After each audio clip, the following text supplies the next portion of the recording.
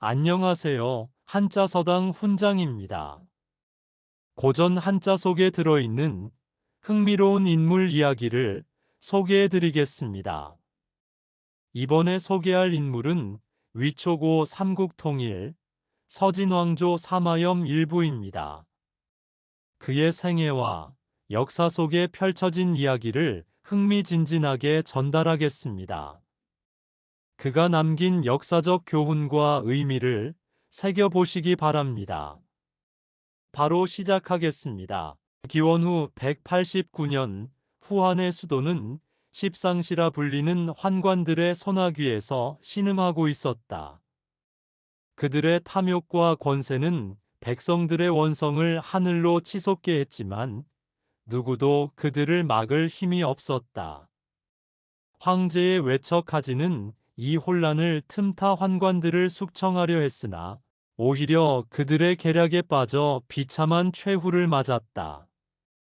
하진의 죽음은 낙양을 더 깊은 혼돈으로 몰아넣었고 이 틈을 노려 서량의 군벌 동탁이 군대를 이끌고 수도로 쳐들어왔다. 그는 어린 황제를 폐위하고 자신의 뜻대로 새로운 황제를 옹립하며 조정을 장악했다. 그의 폭정은 후한의 마지막 불꽃을 꺼뜨리는 신호탄이었고 천하는 전란의 소용돌이로 빨려 들어갔다. 이 모든 광경을 한해군 5년 출신의 젊은 관리 사마방이 경악과 분노 속에서 지켜보고 있었다. 사마방, 자는 공달, 그는 대대로 문벌을 이어온 사마씨 가문의 후예였다. 그의 아버지 사마주는 늘 그에게 가르쳤다. 공달아, 세상이 어지러울수록 군자는 뜻을 굳게 세우고 때를 기다려야 한다. 이 가르침을 가슴에 새긴 사마방은 학문에 뛰어났고 특히 경서와 역사에 해박했다. 그는 관직에 나아가 청렴과 근면으로 이름을 알렸지만 환관들의 전횡을 목도하며 속으로 분노를 삼켰다. 힘이 없던 그는 조용히 자신의 임무를 다하며 기회를 기다렸다.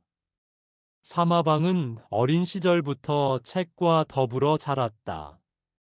그의 집안 서재는 경서와 사서로 가득했고 그는 밤늦도록 촛불 아래에서 책을 읽으며 세상의 이치를 탐구했다.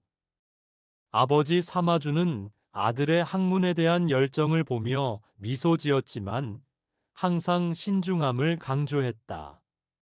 공달아, 지식은 칼과 같다. 잘못 휘두르면 자신을 베고 잘 쓰면 세상을 구할 수 있다. 사마방은 이 말을 마음 깊이 새겼다. 그는 관직에 나아가면서도 늘 신중을 기울였다. 환관들이 조정을 쥐고 흔드는 모습을 보며 그는 속으로 탄식했다.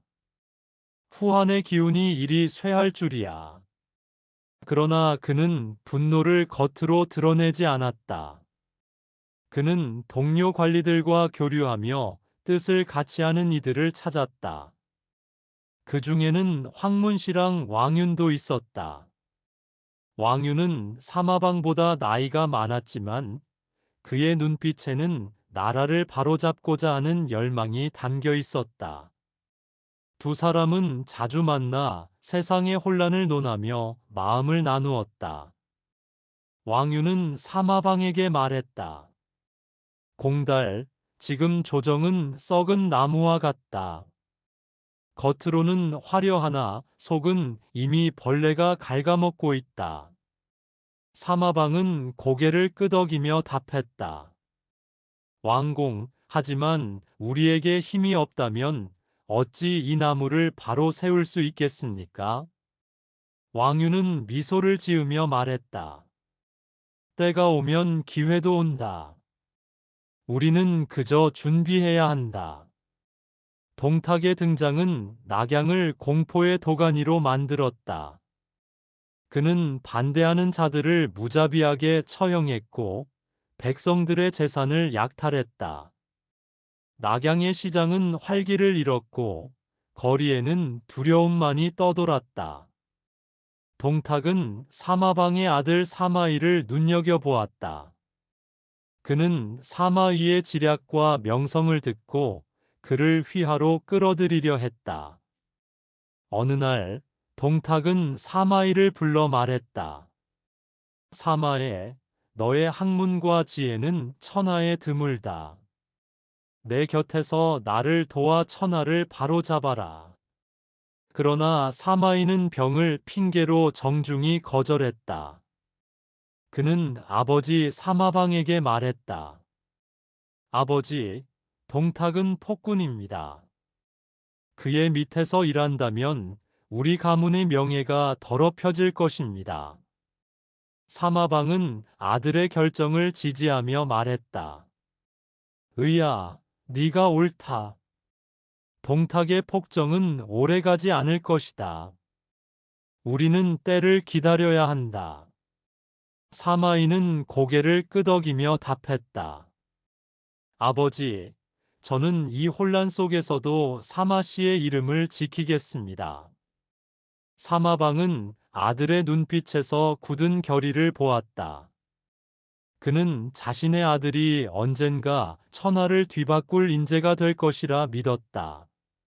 동탁이 사마이를 휘하로 끌어들이려 한 이유는 사마이의 명성과 그가 속한 명문가의 영향력을 통해 자신의 권력에 정통성을 부여하고 지지 기반을 넓히기 위함이었다.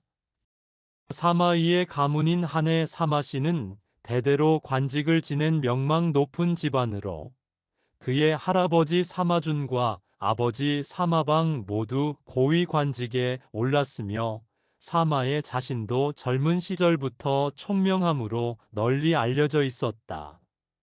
동탁은 무력을 앞세워 조정의 실권을 장악했지만 이러한 권력은 불안정했으며 그는 폭력적인 통치를 합법화하고 안정시키기 위해 명문가와 지식인 계층의 지지가 절실했다. 따라서 사마이처럼 재능 있고 가문적 영향력이 큰 인물을 끌어들이는 것은 동탁에게 명분과 정당성을 확보하는 중요한 수단이었다. 그는 사마이를 등용함으로써 자신의 정권이 단순히 무력에 의존하지 않고 인재를 아끼는 덕을 갖추고 있다는 점을 천하에 과시하고자 했다.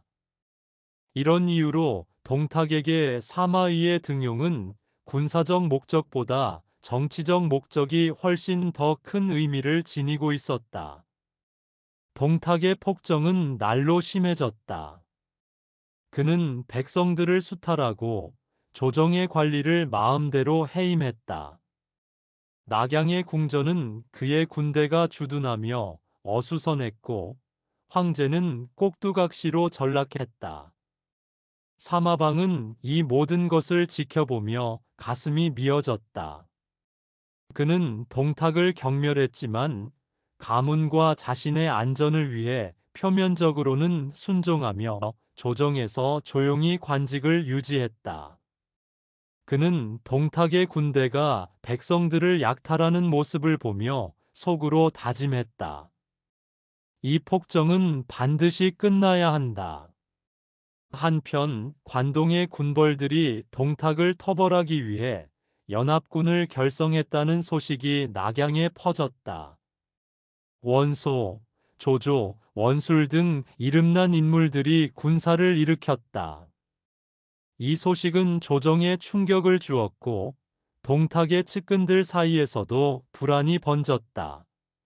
사마방은 이 소식을 듣고 복잡한 심경에 빠졌다. 연합군이 성공한다면 동탁의 폭정에서 벗어날 수 있겠지만 그 과정에서 낙양과 황실이 더 큰 위험에 빠질지도 몰랐다. 그는 왕윤을 찾아가 말했다. 왕공, 연합군이 낙양으로 오고 있다 하니 조정이 어찌 될지 걱정입니다. 왕윤은 깊은 한숨을 쉬며 답했다. 공달, 연합군이 오더라도 동탁을 무너뜨릴 수 있을지 의문이다. 그는 서량의 정예병을 믿고 있다. 사마방은 고개를 끄덕이며 말했다. 그렇다면 우리는 다른 방도를 찾아야 합니다. 동탁은 연합군의 소식을 듣고도 겉으로는 태연했다. 그는 연회장에서 관리들을 불러 모아 자신의 권력을 과시했다. 연회장은 금과 비단으로 치장되었지만 자리에 앉은 이들의 얼굴에는 두려움이 가득했다. 동탁은 높은 자리에 앉아 큰 소리로 말했다. 내가 조정을 바로잡았으니 천하는 이제 안정될 것이다. 그의 목소리는 우렁찼지만 사마방은 그의 눈빛에서 희미한 불안을 읽었다. 연회 중 한 장군이 급히 보고했다. 태사, 관동의 연합군이 낙양을 향해 진군하고 있습니다. 동탁은 순간 얼굴을 굳혔지만 곧 웃으며 말했다. 그 오합지졸들이 무엇을 하겠느냐? 내 서량의 병사들 앞에서 모두 먼지가 되리라. 그러나 그의 웃음 뒤에는 불안이 숨어 있었다. 사마방은 이를 놓치지 않고 속으로 생각했다. 동탁도 두려움을 느끼고 있구나. 이는 기회다. 며칠 후 동탁은 낙양을 버리고 장안으로 천도할 것을 선포했다. 이 결정은 조정을 충격에 빠뜨렸다. 사마방은 백성들이 강제로 장안으로 끌려가는 모습을 보며 가슴이 찢어졌다. 동탁의 군대는 낙양의 궁전과 집들을 불태웠고 백성들은 울부짖으며 길을 떠났다. 한 노인은 타오르는 집을 보며 탄식했다. 후한의 수도가 이렇게 무너지다니. 사마방은 이 참혹한 광경을 보며 속으로 다짐했다. 나는 이 혼란 속에서도 살아남아야 한다. 장안으로 천도한 후 동탁의 폭정은 더욱 극심해졌다. 그는 반대하는 자들을 가차없이 숙청하고 자신의 측근들로 요직을 채웠다. 사마방은 표면적으로는 동탁에게 충성을 다하는 척했지만 내심으로는 그를 제거할 방도를 모색했다. 그는 왕윤과 은밀히 만나 상황을 논의했다.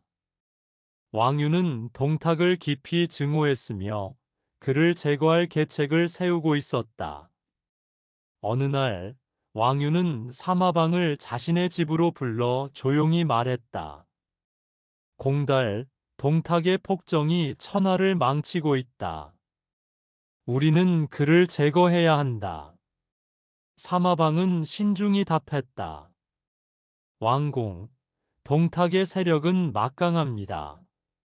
섣불리 움직이면 우리 모두 목숨을 잃을 것입니다. 왕유는 미소를 지으며 말했다. 내게 한 가지 계책이 있다. 여포를 이용하는 것이다. 사마방은 여포의 이름을 듣고 잠시 생각에 잠겼다. 여포는 천하무쌍의 용장이었지만 변덕이 심하고 충성심이 약했다. 그는 말했다. 왕공, 여포는 믿을 만한 인물이 아닙니다. 그가 과연 동탁을 배신할까요? 왕유는 자신 있게 답했다. 여포는 동탁과 틈이 생겼다. 동탁이 그를 칼로 위협하고 애첩 초선을 둘러싼 갈등으로 마음이 멀어졌다. 우리가 이를 이용하면 된다.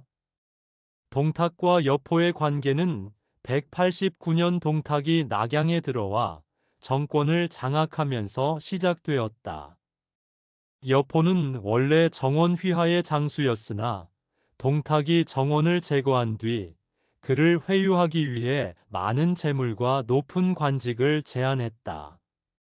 동탁은 여포의 뛰어난 무예와 군사적 재능을 높이 평가하며 그를 양아들로 삼아 극진히 대우했다. 여포는 이에 감동해 동탁을 따르기로 결심했고 이후 그의 최측근 장수로 활약했다. 그러나 두 사람의 관계는 초선이라는 여인으로 인해 급격히 악화되었다. 초선은 왕윤의 양녀로 동탁을 제거하기 위한 계략의 핵심이었다. 왕윤은 먼저 초선을 여포에게 소개해 그의 마음을 사로잡은 뒤 다시 동탁에게 바쳤다. 동탁은 초선의 미모에 빠져 그녀를 첩으로 삼았고 이로 인해 여포는 배신감과 분노를 느꼈다. 여포는 초선을 자신의 여인이라 생각했지만 동탁이 그녀를 차지한 데 대한 갈등은 점점 깊어졌다. 게다가 동탁은 성격이 포악해 여포를 가끔 폭행하기도 했으니 두 사람 사이의 불신과 적대는 커질 수밖에 없었다.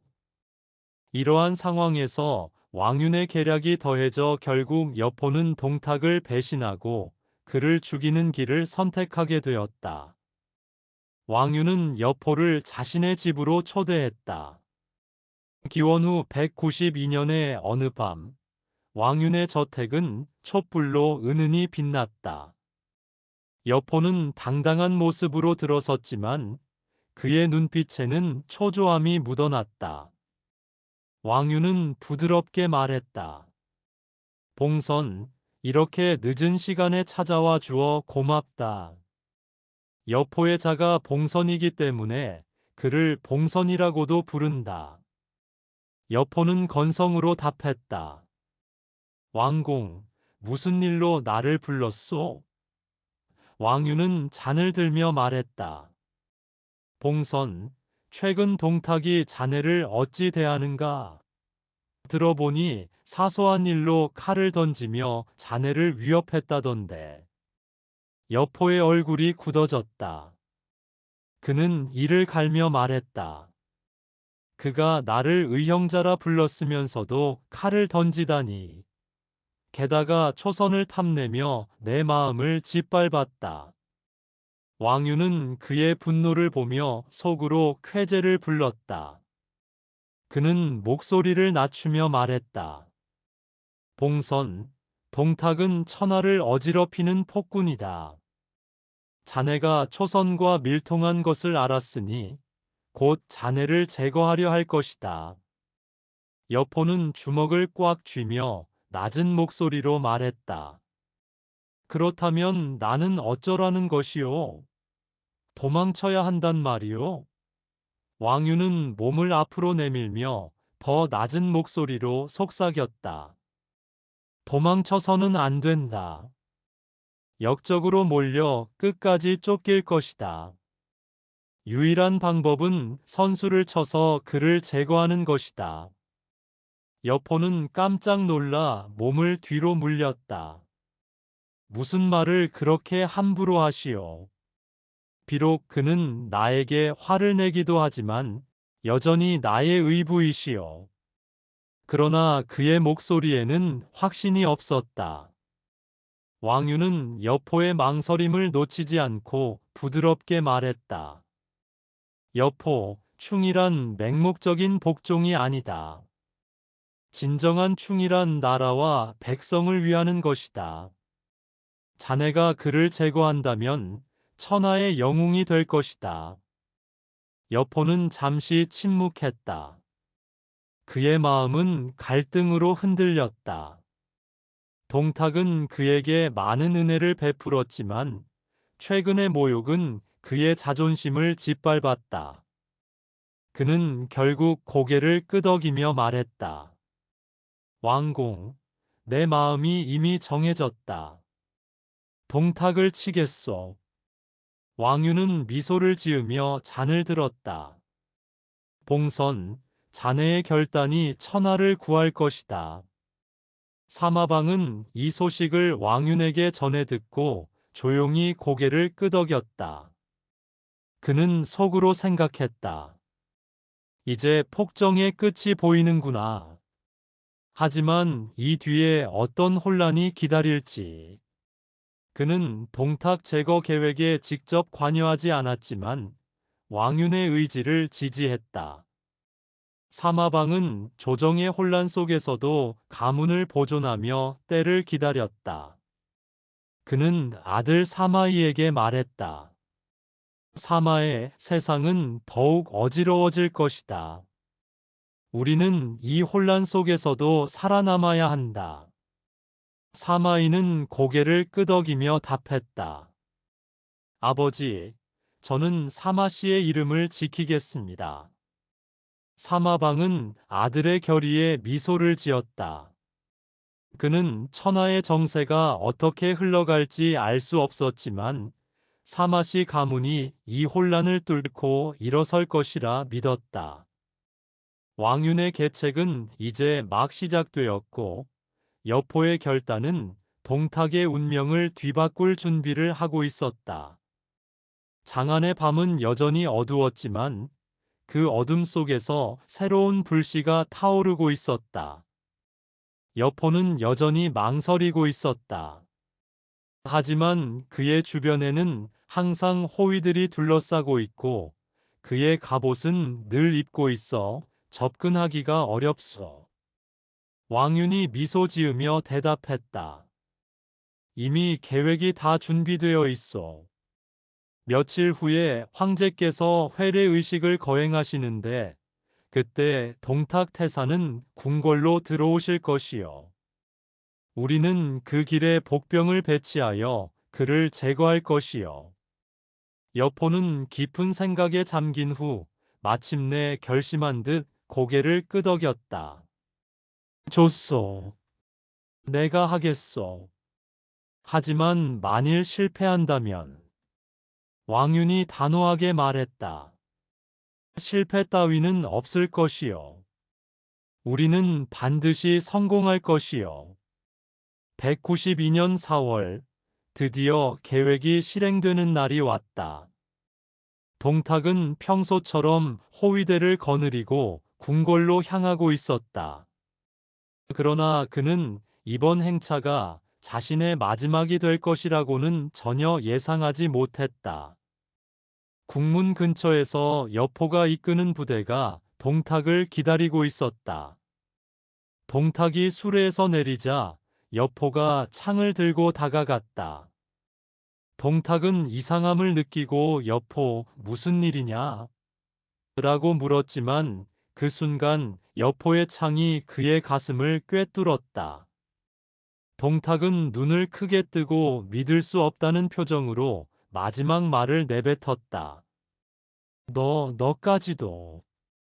그리고는 그 자리에서 숨을 거두었다. 동탁이 죽었다는 소식이 전해지자 장안 전체가 환호했다. 백성들은 길거리로 뛰쳐나와 기뻐하며 춤을 췄다. 사마방은 이 광경을 보며 마음속으로 깊은 안도감을 느꼈다. 그러나 그의 마음 한구석에는 여전히 불안이 자리하고 있었다. 동탁은 죽었지만 각지의 군벌들은 여전히 할거하고 있었고 중앙정부의 권위는 땅에 떨어진 지 오래였다. 게다가 여포와 왕윤이 권력을 잡으면서 새로운 갈등이 생길 것임을 예감할 수 있었다. 과연 사마방의 예감은 적중했다. 동탁의 잔당인 이각과 곽사 등이 군사를 모아 장안으로 쳐들어왔다. 여포와 왕윤은 저항했지만 결국 패배하고 말았다. 왕윤은 처형당했고 여포는 도망쳤다.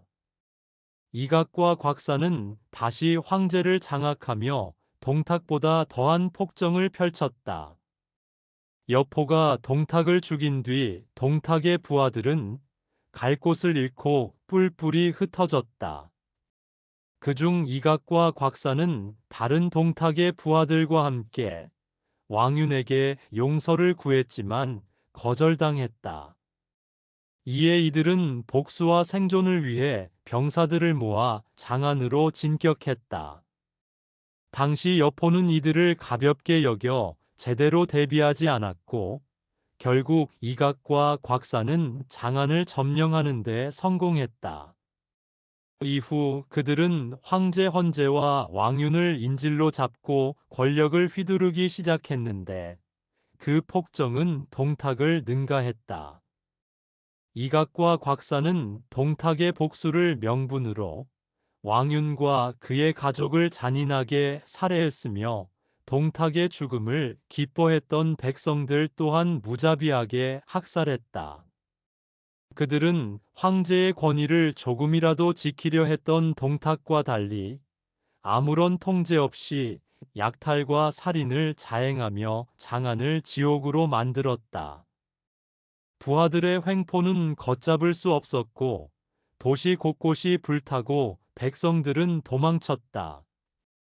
그러나 이각과 곽사는 이에 만족하지 않고 서로 권력을 차지하기 위해 내분을 벌였으며 이로 인해 장안은 더욱 혼란에 빠지고 수많은 백성이 목숨을 잃었다. 사마방은 이 상황을 보며 깊은 절망감에 빠졌다. 한나라 왕조는 점점 더 깊은 수렁으로 빠져들고 있었다. 이때 각지의 군벌들이 점점 세력을 확장하기 시작했다. 원소는 하북에서, 조조는 연주에서, 원술은 회남에서, 유표는 형주에서 각자 할거하며 서로 경쟁했다. 사마방은 이 혼란한 시대 속에서 가문을 보존하고 때를 기다려야 한다는 아버지의 가르침을 다시 한번 떠올렸다. 그는 이각과 곽사의 휘하에서도 조용히 자신의 역할을 수행하며 관찰을 계속했다. 그는 특히 조조라는 인물에 주목했다. 조조는 동탁 토벌 연합군에 참여했을 때부터 두각을 나타냈고, 지금은 연주에서 뛰어난 정치력과 군사적 재능으로 세력을 확장하고 있다는 소문이었다. 194년 사마방은 가족을 데리고 고향인 한해군 온현으로 돌아가기로 결심했다. 수도는 너무 위험했고 게다가 그의 나이도 이미 60을 넘겼다. 그는 아들 사마이에게 이렇게 말했다. 앞으로의 세상은 더욱 혼란해질 것이다. 너는 학문에 전념하여 우리 사마가의 가훈을 잇고 때를 기다려야 한다. 사마이는 아버지의 말을 가슴 깊이 새겼다. 그는 이미 젊은 나이에 뛰어난 재능을 보였지만 스스로를 드러내지 않고 조용히 공부에 매진했다. 사마방은 고향에서 조용한 여생을 보내며 천하의 정세를 지켜보았다. 그는 조조가 점점 세력을 확장하는 것을 보며 때가 오고 있음을 느꼈다. 196년 조조가 황제를 맞이하여 허도로 천도했다는 소식을 들었을 때 사마방은 미소 지었다. 이제 비로소 한나라 왕실이 다시 희망을 찾을 수 있게 되었다. 하지만 그는 또한 조조의 야망이 단지 황실을 보좌하는 데 그치지 않을 것임을 직감했다. 사마방은 2년 후인 198년에 편안한 마음으로 세상을 떠났다. 200년 관도에서 원소와 조조의 대결이 시작되었다는 소식이 전해졌을 때 사마이는 깊은 생각에 잠겼다. 그는 이 전쟁이 천하의 향방을 결정지을 중요한 전환점이 될 것이라고 예측했다. 비록 원소의 병력이 더 많지만 조조의 지략과 통솔력이 승리를 가져올 것이라고 보았다. 그는 아버지가 그랬던 것처럼 조용히 때를 기다리며 하지만 더 적극적으로 미래를 준비해 나갔다. 이렇게 사마시 가문의 새로운 시대가 시작되고 있었다. 중원의 하늘은 폭풍 우의 전조로 뒤덮여 있었다. 후한의 수도였던 낙양은 이미 폐허로 변했고 황제는 허도로 옮겨져 조조의 손아귀에 놓여 있었다. 196년 황제가 난리를 피해 떠돌고 있다는 소식을 들은 조조는 그를 자신의 근거지인 허도로 모셨다. 이 사건으로 조조는 천자를 손에 넣게 되었고, 이를 통해 천자를 끼고 제후를 호령한다는 말처럼 사실상 후한의 실권을 장악하게 되었다. 황제를 등에 업은 조조는 명분을 앞세워 각지의 군벌을 압박하며 세력을 더욱 공고히 했다. 조조는 황제를 등에 업고 제후들을 호령하며 세력을 빠르게 확장해 나갔다. 그의 날카로운 지략과 대담한 결단은 천하의 중심을 허도로 옮기게 했고, 중원의 패권을 놓고 다투는 거대한 무대를 만들었다. 하지만 그의 앞에는 만만치 않은 거인이 버티고 있었다. 하북의 절대 강자 원소였다. 원소는 명문원씨 가문의 적자로 하북의 내주를 장악하고 10만 대군을 거느린 채 조조를 위협했다. 그의 명령은 천하를 긴장하게 했고, 그의 군대는 중원의 그 어떤 세력보다 강력해 보였다. 사마이가 관직에 출사하여 조조를 만나게 되는 계기는 다음과 같았다. 그는 한해군의 선비들 사이에서 이미 명성을 얻었지만 세상의 혼란 속에서 섣불리 관직에 나아가지 않았다. 그의 명성은 조조의 귀에도 들어갔다. 조조는 젊은 인재를 곁에 두고자 했고, 사마이에게 여러 차례 관직을 제안했다. 그러나 사마이는 번번이 병을 핑계로 이를 거절했다. 그는 조조의 야망이 한나라 왕실을 위협할 것이라 직감했다. 조승상은 천하를 손에 쥐려는 사람이다. 그의 휘하로 들어가면 사마시 가문의 운명이 그의 손에 달릴 것이다. 그는 고향 온현에서 조용히 책을 읽으며 천하의 정세를 주시했다. 그의 서재 창문 너머로 들려오는 바람 소리는 중원의 혼란을 그대로 담고 있었다. 기원 후 200년 봄, 원소가 10만 대군을 이끌고 조조를 공격하기 위해 남하한다는 소식이 온현에 전해졌다. 마을의 선비들은 술렁였다. 그들은 원소의 압도적인 병력에 두려움을 느끼며 조조의 패배를 점쳤다. 한 친구가 사마이를 찾아와 걱정스러운 얼굴로 말했다. 중달, 원소의 군대가 10만이 넘는다 하오. 조승상이 과연 이길 수 있을까? 우리 5년도 안전하지 않을지 모르오. 사마이는 차를 한 모금 마시며 침착히 답했다. 병력에 많고 적음이 전쟁의 승패를 결정짓는 것은 아니요. 원소는 명문가 출신으로 사람들의 기대를 받지만 결단력이 부족하고 우유부단하다 하오. 그의 모사들 사이에도 불화가 있다 들었소. 반면 조승상은 병력은 적어도 뛰어난 전략가이고 용맹한 장수들을 거느리고 있어. 그는 원소의 약점을 파고들어 승리를 쟁취할 방도를 찾아낼 것이요. 그의 목소리는 조용했지만 확신에 차 있었다. 친구는 그의 말에 약간 안도하며 물러갔다. 사마이는 조정에 출사하지 않았지만 천하의 정세를 예의주시했다. 그는 5년의 서재에서 지도와 병서를 펼쳐놓고 원소와 조조의 군사적 배치를 분석했다. 원소는 하북의 넓은 평야와 풍족한 자원을 바탕으로 군대를 유지했지만 그의 우유부단함은 군대의 통솔력을 약화시켰다. 반면 조조는 허도의 험난한 지형을 이용해 방어선을 구축하고 적은 병력으로도 효율적인 전투를 펼칠 가능성이 높았다. 사마이는 이를 친구들에게 설명하며 말했다. 원소는 병력이 많아도 결단이 늦고 모사들이 서로 다툰다 하오. 조승상은 이를 이용해 기습과 지략으로 승리를 거둘 것이요. 그의 예측은 단순한 추측이 아니었다.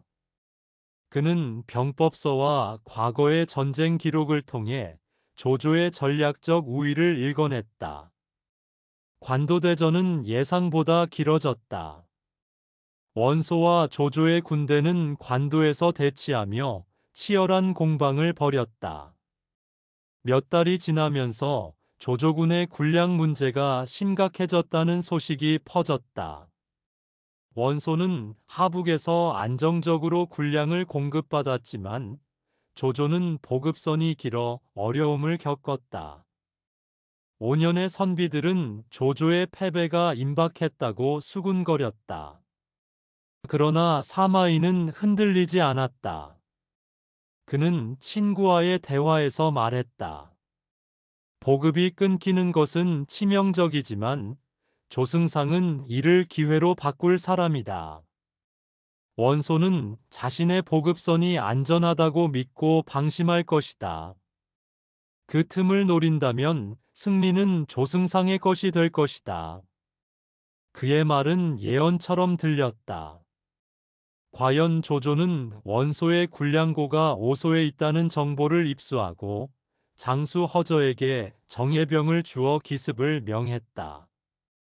허저는 오소의 군량고를 불태우는 데 성공했고 이 소식이 전해지자 원소군의 사기는 급격히 떨어졌다. 조조는 이 기회를 놓치지 않고 총공격을 감행하여 원소군을 대파했다. 관도대전에서의 조조의 승리는 천하를 뒤흔들었다. 원소는 패전의 충격으로 병들었고 202년에 세상을 떠났다. 그의 아들들 사이에 후계자 다툼이 벌어지면서 원씨 가문의 세력은 급격히 몰락했다. 조조는 승리의 여세를 몰아 하북을 장악하며 중원의 패자로 군림했다. 사마이는 이 소식을 5년에서 들으며 조용히 미소 지었다. 그는 서재에서 혼잣말로 중얼거렸다.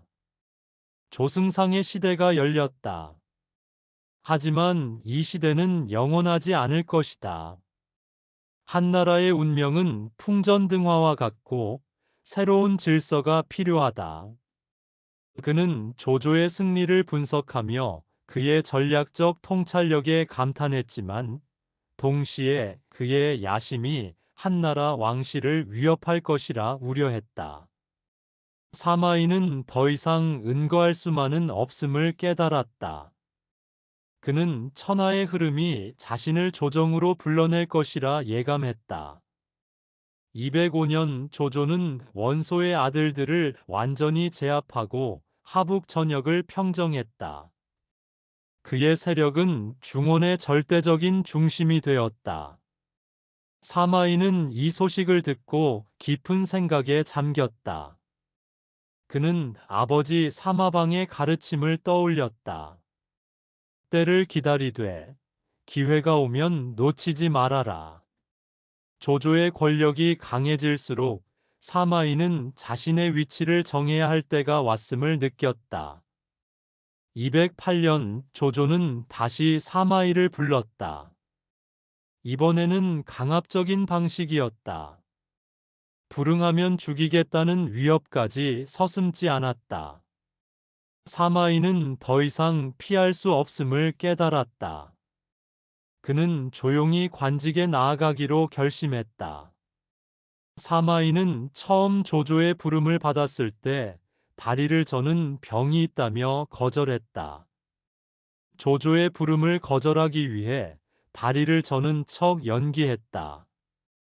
당시 조조는 아직 원소를 완전히 제압하지 못한 상황이었기 때문에 사마이의 거절을 묵인할 수밖에 없었다. 그러나 208년이 되자 상황은 완전히 달라졌다. 조조는 북방을 통일하고 승상의 자리에 올라 후한의 실권을 완전히 장악했다. 황제보다 더 막강한 권력을 쥔 조조의 부름은 단순한 인재 영입이 아니라 강제에 가까웠다.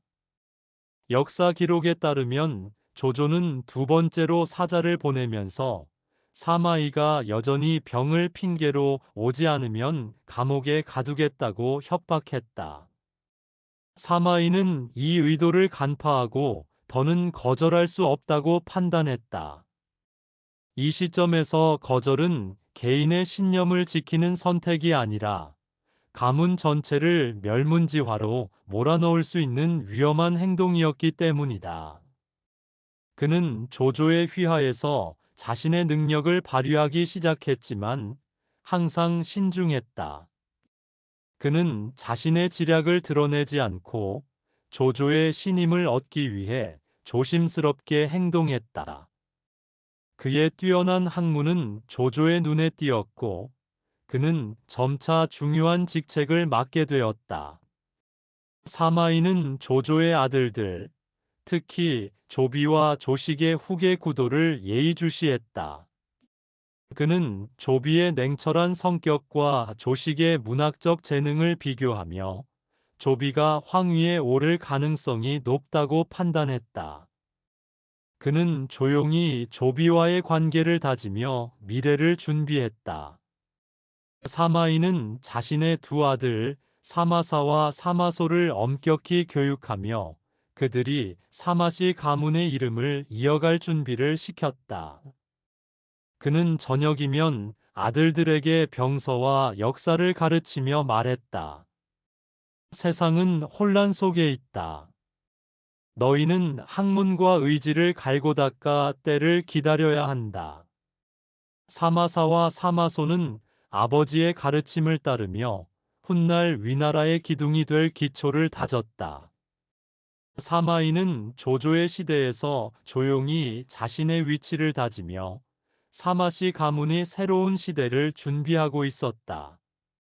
관도대전은 그에게 한 시대의 종말과 새로운 시작을 알리는 신호탄이었다. 그는 전투에 직접 참여하지 않았지만 누구보다 냉철한 시선으로 천하의 흐름을 읽고 미래를 설계했다. 한편 시대를 다시 역행하여 또 다른 큰 세력인 손권을 파악해보자. 중원이 조조와 원소의 패권 다툼으로 뜨겁게 달아오르던 서기 200년, 강동에서는 또 다른 역사의 장이 펼쳐지고 있었다. 사마이는 남쪽에서 온 편지를 받아들며 깊은 생각에 잠겼다. 편지는 강동의 새로운 지도자 손권에 대한 소식이었다. 손책이 갑작스럽게 세상을 떠나자 그의 동생 손권이 18세의 어린 나이로 뒤를 이어 강동의 주인이 되었다는 내용이었다. 사마이는 이 소식을 접하며 마음속으로 복잡한 감정을 느꼈다. 과연 이 젊은이가 강동의 거친 물줄기를 다스릴 수 있을까? 그는 문득 자신의 두 아들 사마사와 사마소를 떠올렸다. 우리 사마가의 후손들도 이처럼 어려운 시기에 임해야 할 날이 올 것이다. 사마이는 강동의 정세를 더 자세히 알기 위해 남쪽에서 온 객상들을 불러들여 이야기를 들어보았다. 객상들은 일제히 손권의 놀라운 성숙함과 지도력을 칭찬했다. 그 젊은이는 마치 나이보다 훨씬 더 성숙한 사람처럼 행동합니다. 형이 남긴 신하들을 그대로 중용하면서도 자신의 주관을 분명히 하고 있지요. 한 객상이 이렇게 전했다. 사마이는 이 말을 듣고 고개를 끄덕였다. 과연 손문대의 아들이다. 피 속에는 이미 지도자의 기질이 흐르고 있는 모양이다. 한편 강동에서는 손권이 혼란한 상황을 수습하고 있었다. 그는 먼저 장소와 장괭을 불러들여 문관들을 통솔하게 하고 주유에게는 군사 업무를 맡겨 무장들을 지휘하게 했다. 손권은 특히 형이 남긴 유훈을 잘 지키며 문무를 함께 다스리는 것이 강동의 안정을 위한 핵심이라고 믿었다. 그는 아침 일찍부터 밤늦게까지 정사에 임하며 부족한 점은 늘 곁에 신하들에게 물어가며 배우는 겸손한 자세를 보였다. 그의 이러한 모습은 본래 그를 의심했던 노장들과 호족들의 마음을 움직이기 시작했고, 점차 진정한 충성을 받는 지도자로 성장해 나갔다. 사마이는 이러한 선권의 통치 방식에 깊은 인상을 받았다. 그는 자신의 동생 사마부와 이런 이야기를 나누었다. 선권은 비록 젊지만 이미 패자의 기상을 보여주고 있다. 조조 승상이 그를 풀 속에 감춰진 표범이라고 평한 것이 결코 허튼 소리가 아니다. 사마부는 형의 말에 고개를 끄덕이며 답했다. 맞습니다. 하지만 그가 진정한 위협이 되기까지는 아직 많은 시간이 필요할 것입니다. 지금으로서는 조조 승상의 원소 정벌이 더 시급한 일이죠. 그러나 저는 선권이 단순히 형의 유지를 이을 뿐만 아니라 독자적인 길을 개척할 것 같다는 예감이 듭니다. 그의 눈빛에는 평범하지 않은 야망이 서려 있더군요. 사마이는 강동의 인물들에 대한 정보를 꾸준히 수집했다. 주유의 뛰어난 군사 재능, 노숙의 선견지명, 그리고 여몽과 감령 같은 용장들의 활약상은 모두 그가 특별히 주목하는 부분이었다. 그는 저녁이면 아들 사마사와 사마소에게 강동의 인물들을 소개하며 말했다. 지도자는 반드시 인재를 알아보는 눈이 있어야 한다. 선권은 비록 젊지만 그 점에서는 이미 뛰어난 재능을 보여주고 있다. 주유는 군사 전략에 뛰어나고 장소는 내정 처리에 능숙하니 이들이 서로 조화를 이루어 강동을 이끌어가고 있다. 사마사는 아버지의 말을 듣고 똑똑히 고개를 끄덕였다. 아버지, 그렇다면 우리는 언제쯤 그러한 인재들을 만날 수 있을까요? 저도 훗날 아버지를 도와 천하를 위해 뛰어난 인재들을 등용하는 법을 배우고 싶습니다. 사마이는 미소 지며 대답했다. 때가 되면 반드시 만나게 될 것이다. 그때를 대비해 항상 준비하고 있어야 한다. 너희들이 지금 배우고 있는 경서와 역사서 속에도 인재를 알아보는 안목을 기르는 지혜가 가득하니 게을리하지 말아라. 200년이 지나면서 강동은 점점 안정을 찾아갔다. 선권은 산월족의 반란을 진압하고 지방 호족들을 복종시키며 내부 통합을 이루어냈다. 그는 농업을 장려하고 상업을 발전시켜 경제력을 키웠으며 군선을 건조하여 수군을 강화했다. 이러한 소식들이 허도에 전해질 때마다 사마이는 남쪽의 이 신흥 세력이 장차 천하의 셋째 축이 될 가능성을 점쳐보았다. 그는 특히 선권이 경제와 군사력을 동시에 발전시키는 전략에 주목했는데, 이는 단순한 군벌이 아닌 진정한 통치자의 안목을 보여주는 것이었다. 202년이 되자 강동은 완전히 안정을 찾았고, 선권은 이제 누구도 넘볼 수 없는 강동의 지도자로 자리매김했다. 사마이는 남쪽에서 온 객상들에게 강동의 상황을 자세히 물어보며 정보를 수집했다. 그는 선권이 이룬 성과를 인정하지 않을 수 없었다. 과연 선문대의 아들이다. 비록 젊지만 이미 한 지역의 패자로 성장했다. 그의 통치 방식은 단순히 무력을 의지하는 것이 아니라 문치와 무공을 조화시켜 나가는 데 있다. 사마이는 선권이 유능한 인재들을 등용하고 그들에게 적절한 직책을 부여하는 방식에서 많은 교훈을 얻었다. 이는 훗날 그가 자신의 권력 기반을 다질 때 중요한 지침이 되었다. 사마이는 이제 천하의 판도가 조조, 원소, 그리고 손권이라는 세 축을 중심으로 돌아갈 것이라고 예측했다. 하지만 그는 아직 모르고 있었다. 머지않아 유비라는 또 다른 인물이 이 판도에 참여하게 될 것을 말이다. 사마이는 강동의 안정화가 가져올 미래의 변화를 예상하며 사마 가문이 이 변화의 물결 속에서 어떻게 대처해야 할지 깊이 고민하기 시작했다. 그는 조용히 준비하고 때를 기다렸다. 마치 표범이 사냥감을 기다리듯, 마치 학이 구름 속에 숨어 있듯 말이다. 이러한 기다림의 자세는 사마이가 일생 동안 지켜온 처세 철학이었으며 결국 사마시 일족이 천하를 얻는 발판이 되었다. 사마이는 특히 손권의 인재 등용술에 주목했다. 그는 주유가 어떻게 젊은 나이에 군사들을 통솔하는지, 장소가 어떻게 문관들을 이끌어가는지에 대한 세부적인 정보까지 수집했다. 이러한 지식들은 훗날 사마이가 자신의 권력 기반을 다지는데 중요한 자산이 되었다. 그는 손권의 통치 방식에서 배울 점이 많다고 생각했고, 이러한 교훈들을 자신의 두 아들에게도 전수해 주었다.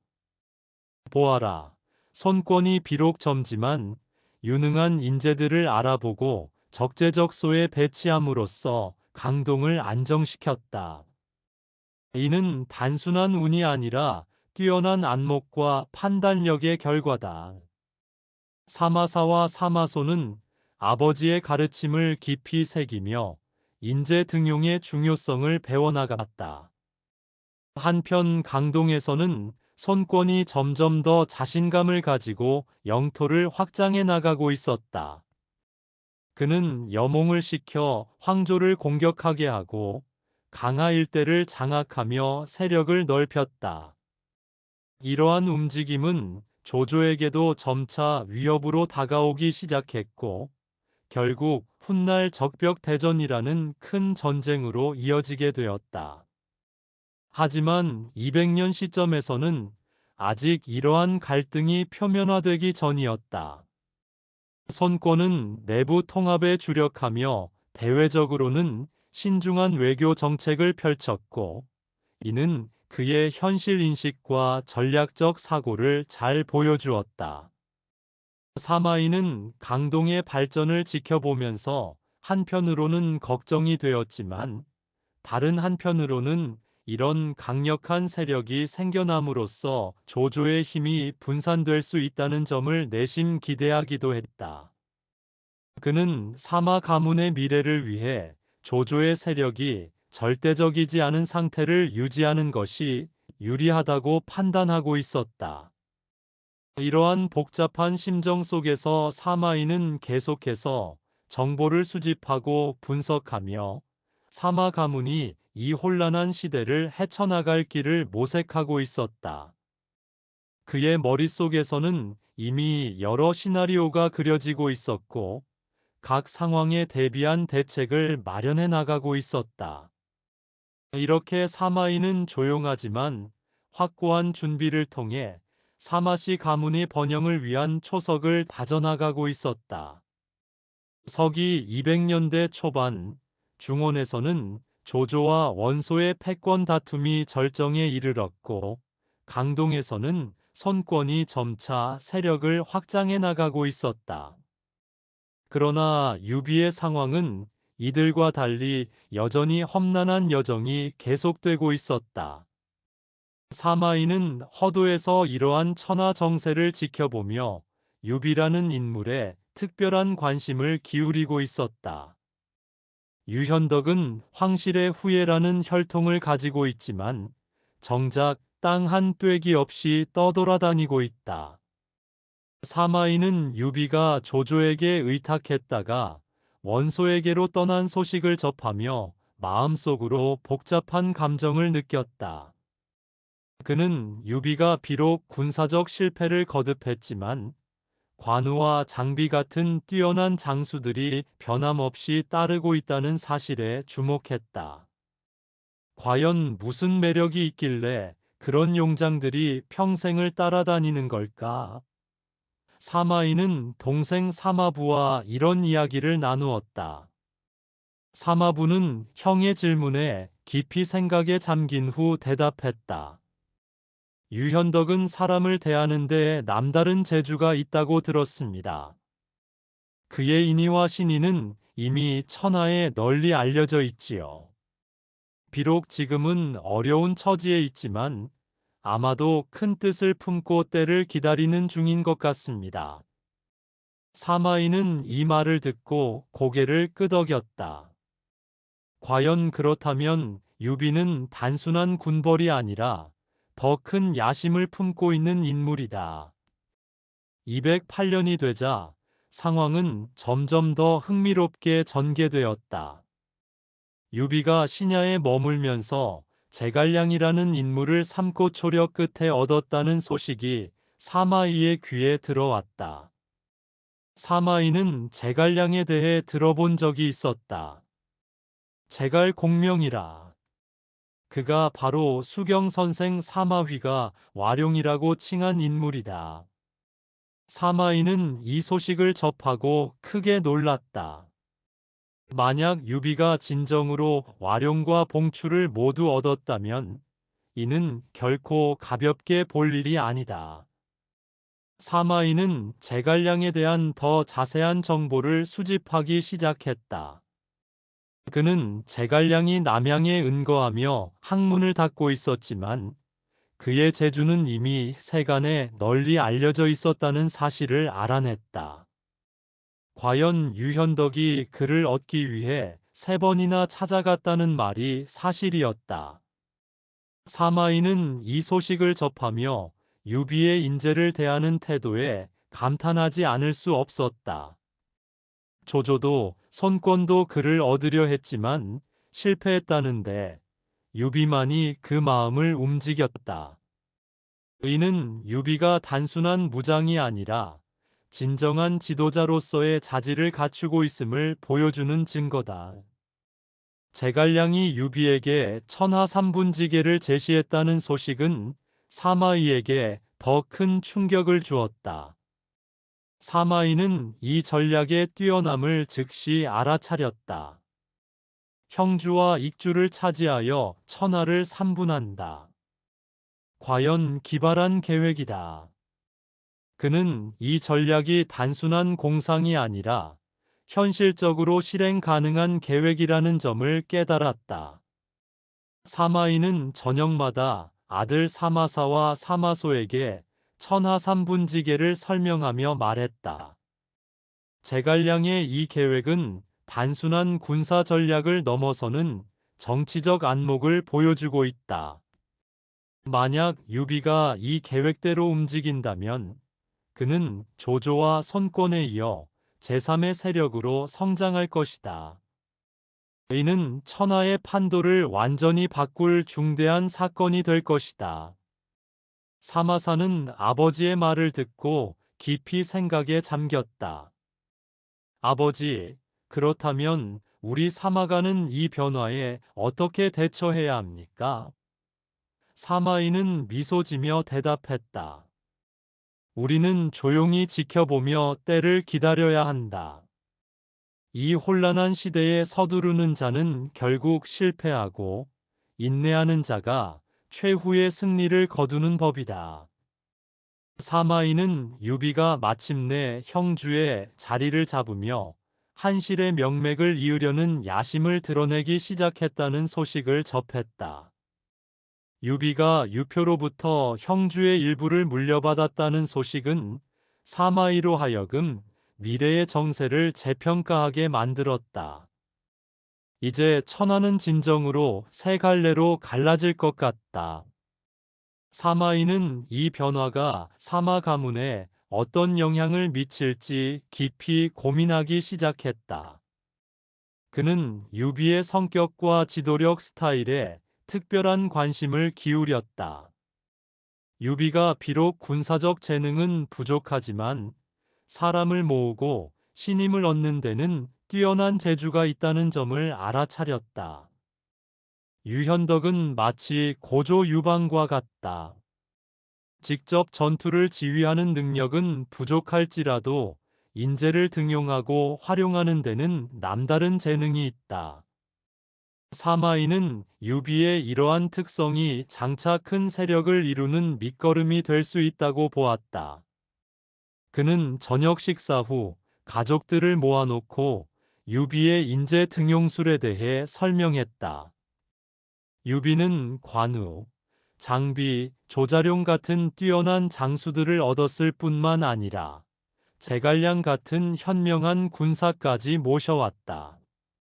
이는 단순한 운이 아니라 그의 인격적 매력과 인재를 대하는 태도에서 비롯된 것이니 너희도 이 점을 명심해야 한다. 사마소가 물었다. 아버지, 그렇다면 유비가 마침내 큰 세력을 이룰 수 있을까요? 사마이는 깊이 생각에 잠긴 후 대답했다. 그것은 그의 결단과 운, 그리고 시대의 흐름에 달려 있다.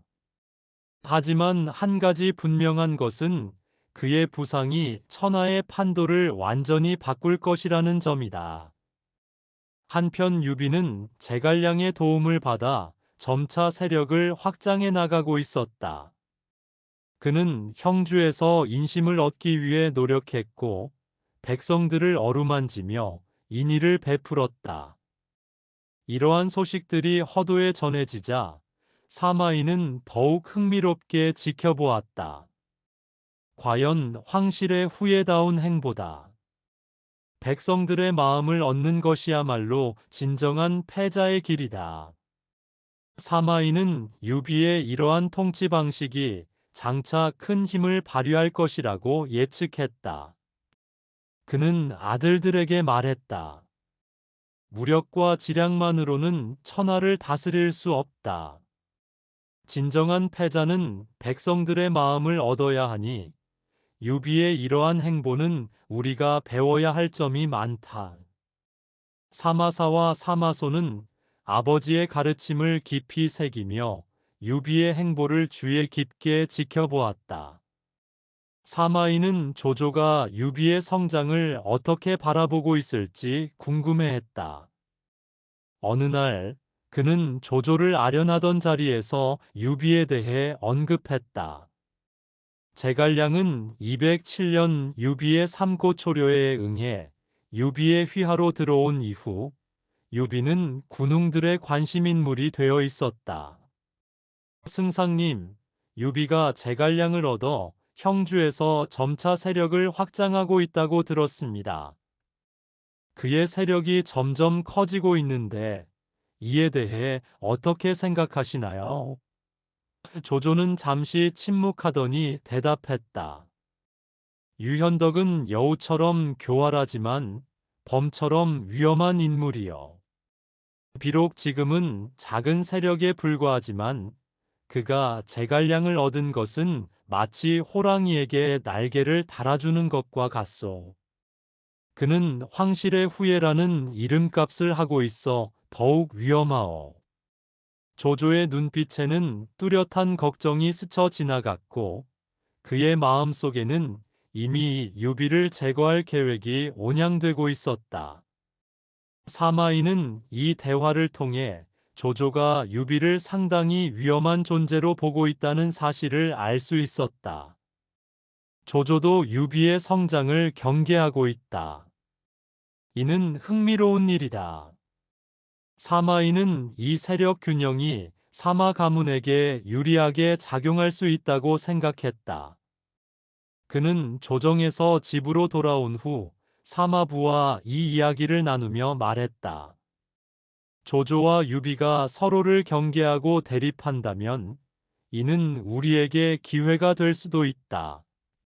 우리는 이 혼란 속에서도 조용히 힘을 기르며 때를 기다려야 한다. 사마부는 형의 말에 고개를 끄덕이며 답했다. 형님의 말씀이 맞습니다. 우리 사마가는 이 세력들의 갈등 속에서도 중립을 지키며 자신의 기반을 다져나가야 합니다. 208년 중반까지 유비는 제갈량의 도움으로 형주에서 상당한 기반을 다졌다. 그는 관우, 장비, 조자룡 등 뛰어난 장수들과 제갈량이라는 현명한 군사를 얻어 비로소 천하 경쟁에 본격적으로 뛰어들 준비를 마쳤다. 사마이는 이러한 변화를 지켜보며 마음속으로 생각했다. 이제 천하는 진정으로 세 갈래로 갈라지는구나. 조조, 손권, 그리고 유비. 이 세 힘의 균형이 앞으로의 천하를 결정할 것이다. 그는 조조가 결국 남하하여 유비와 손권을 동시에 공격할 것이라고 보았다. 조조는 천하 통일의 기회를 놓치지 않으려 할 것이니 머지않아 큰 전쟁이 일어나겠다. 사마이는 이 전쟁이 사마 가문의 미래에 어떤 영향을 미칠지 깊이 고민하기 시작했다. 사마이는 이러한 분석을 바탕으로 사마 가문의 미래 전략을 세워나갔다. 사마이는 유비의 성장을 단순히 지켜보기만 하지 않았다. 그는 이 변화가 가져올 기회를 활용하기 위해 준비하기 시작했다. 사마 가문의 인맥과 영향력을 점차 확장해 나갔고 아들들에게 더욱 엄격한 교육을 시켰다. 사마이는 머지않아 찾아올 큰 변국에 대비하고 있었다. 그의 마음속에는 이미 사마 가문이 이 혼란한 시대를 헤쳐나갈 청사진이 그려지고 있었다. 유비의 험난한 여정이 결실을 맺기 시작하는 이 시점에서 사마이도 자신만의 길을 준비하고 있었다. 그는 가문의 서고에 들어가 고전을 연구하며 지혜를 축적했고 아들들에게는 실전적인 지식과 더불어 처세술을 가르쳤다. 너희는 유비의 끈기와 인내를 배워야 하며 조조의 결단력과 지략을 익혀야 하며 손권의 인재 등용술을 연구해야 한다. 이 모든 것들이 합쳐져야만 진정한 지도자가 될 수 있다. 사마이의 가르침은 점점 더 깊어져 갔고 사마사와 사마소는 아버지의 말씀을 마음속 깊이 새기며 성장해 나갔다. 이렇게 사마 가문은 유비의 부상이라는 새로운 정세 속에서도 자신들만의 길을 꾸준히 걸어나가고 있었다. 208년 가을, 중원의 허도는 거대한 소용돌이에 휩싸였다. 조조가 수십만 대군을 이끌고 남하한다는 소식이 천하를 뒤흔들었다. 낙양은 이미 폐허가 되었고 황제는 허도로 옮겨져 조조의 손아귀에 놓여 있었다. 조조는 황제를 등에 업고 제후들을 호령하며 중원의 패자로 군림했다. 그러나 그의 야망은 이제 강남의 손권과 유비를 굴복시키는 데로 향했다. 한해군 5년 출신의 사마의 자는 중달. 그는 이 소식을 접하며 복잡한 심경에 빠졌다. 30을 간 넘긴 그의 눈빛은 날카로웠지만 입은 굳게 다물어 있었다. 과연 이번 남하가 천하 통일을 완수할 것인가? 아니면 새로운 국면을 열 것인가? 그는 조조의 대담한 결단에 감탄하면서도 장강이라는 천엄과 남방의 기후가 그의 대군을 어떻게 시험할지 깊이 고민했다. 사마이는 조조의 휘하에서 황문시랑으로 근무하며 조정의 동향을 예의주시했다. 그의 아버지 사마방은 늘 그에게 말했다. 의야, 세상이 어지러울수록 군자는 때를 기다리며 몸가짐을 바르게 해야 한다. 이 가르침을 새긴 사마이는 섣불리 자신의 지략을 드러내지 않았다. 그는 조조의 군사회의에 참석하지는 않았지만 허도의 관리들 사이에서 떠도는 소문을 통해 조조의 전략을 분석했다. 어느 날 조정의 동료 양응이 그를 찾아와 말했다. 중달, 조승상이 수십만 대군을 이끌고 강남으로 간다 하오. 과연 선권과 유비를 제압할 수 있을까? 사마이는 차를 한 모금 마시며 답했다. 조승상의 군대는 숫자가 많지만 장강의 험난한 지형과 남방의 기후는 북방 병사들에게 낯설다오. 선권은 강동의 지리를 꿰뚫고 있고 유비 곁에는 제갈량이라는 인재가 있다 하니 이번 원정은 쉽지 않을 것이요. 그의 말은 조용했지만 예리한 통찰이 담겨 있었다.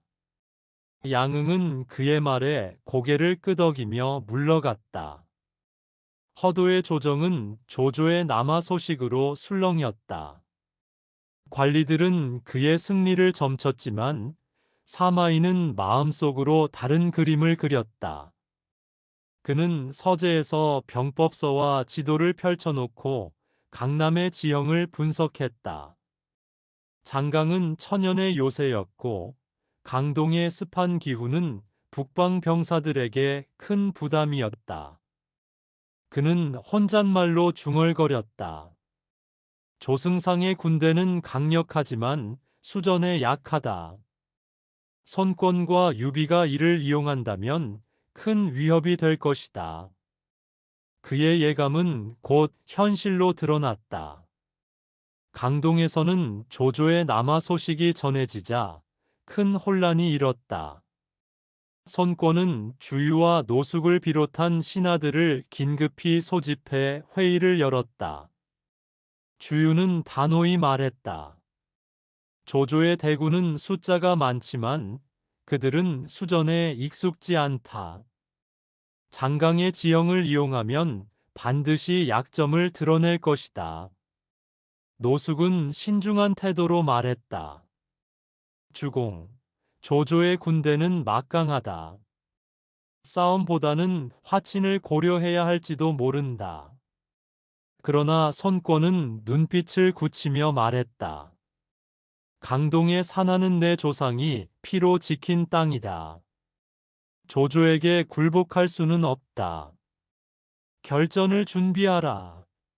강동의 항전 의지는 이렇게 굳어졌다. 한편 유비의 처지는 더욱 절박했다.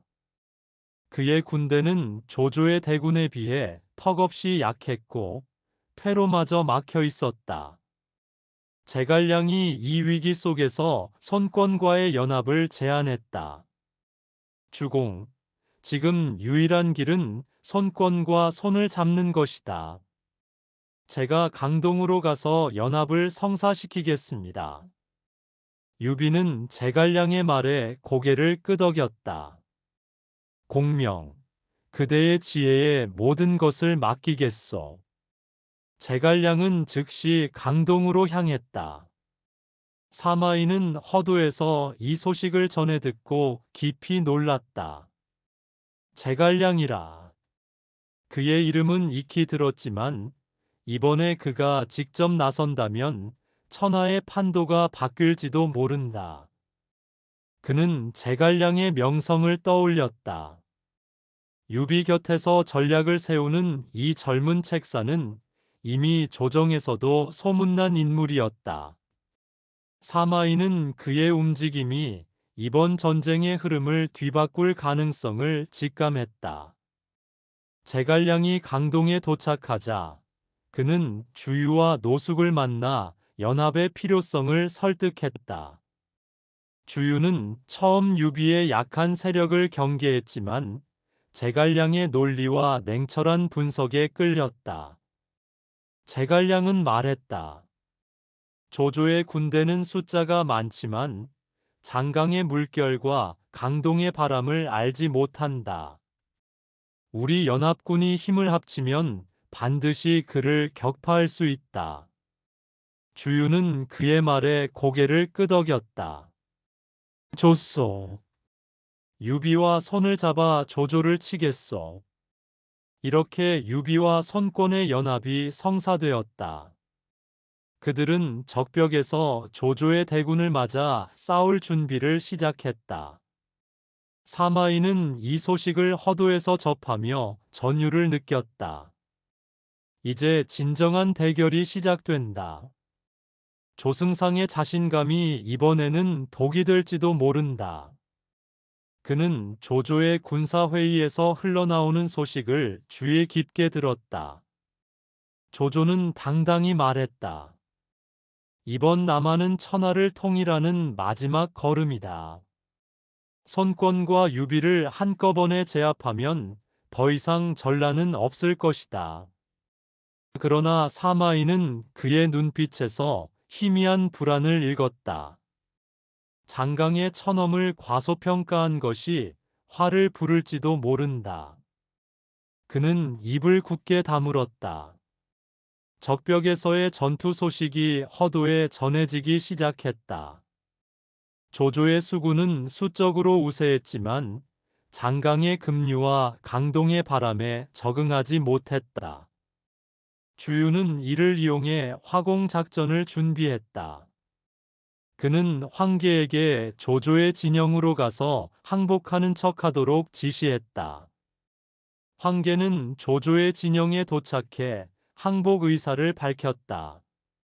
조조는 이를 믿고 황계를 받아들였다.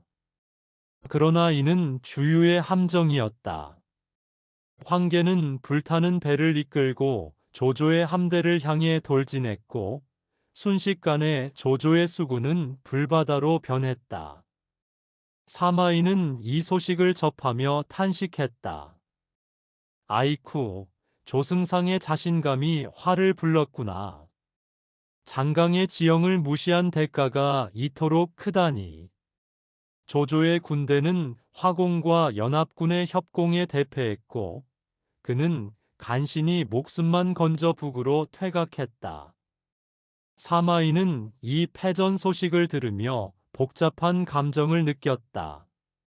이 패배로 조승상의 남하 계획은 물거품이 되었다. 이제 천하는 세 갈래로 갈라질 것이다. 그는 조조의 패배가 사마 가문에 어떤 영향을 미칠지 고민했다. 적벽대전은 천하의 판도를 완전히 바꿨다.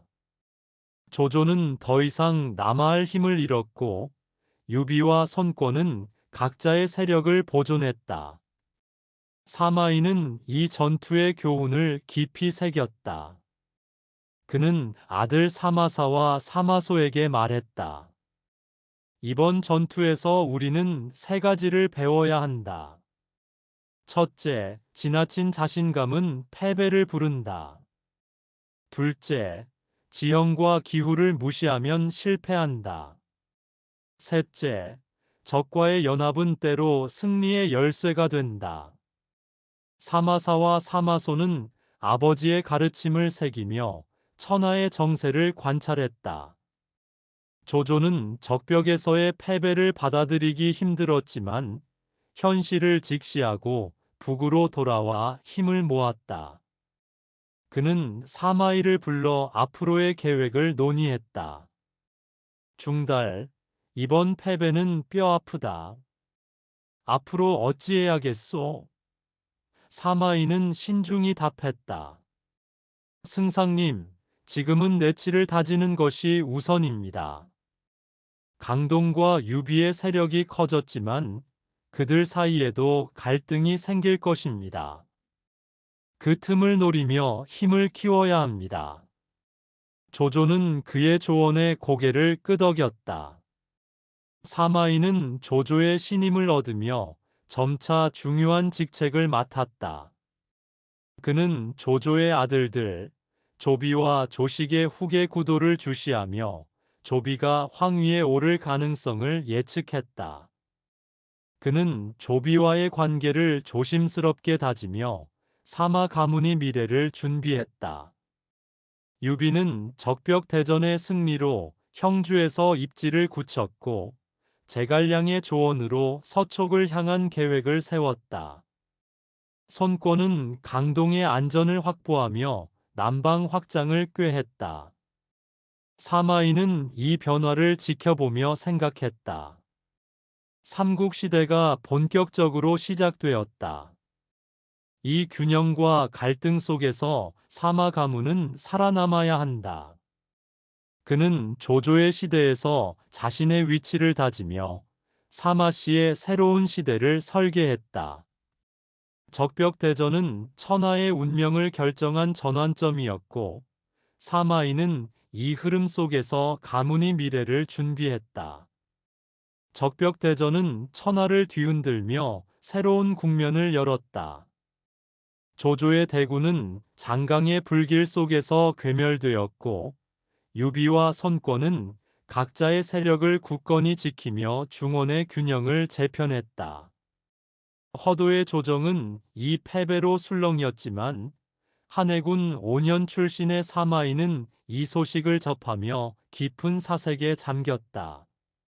서른을 간 넘긴 이 젊은 관리는 황문실랑으로서 조정의 동향을 예의주시하며 천하의 흐름을 냉철히 분석했다.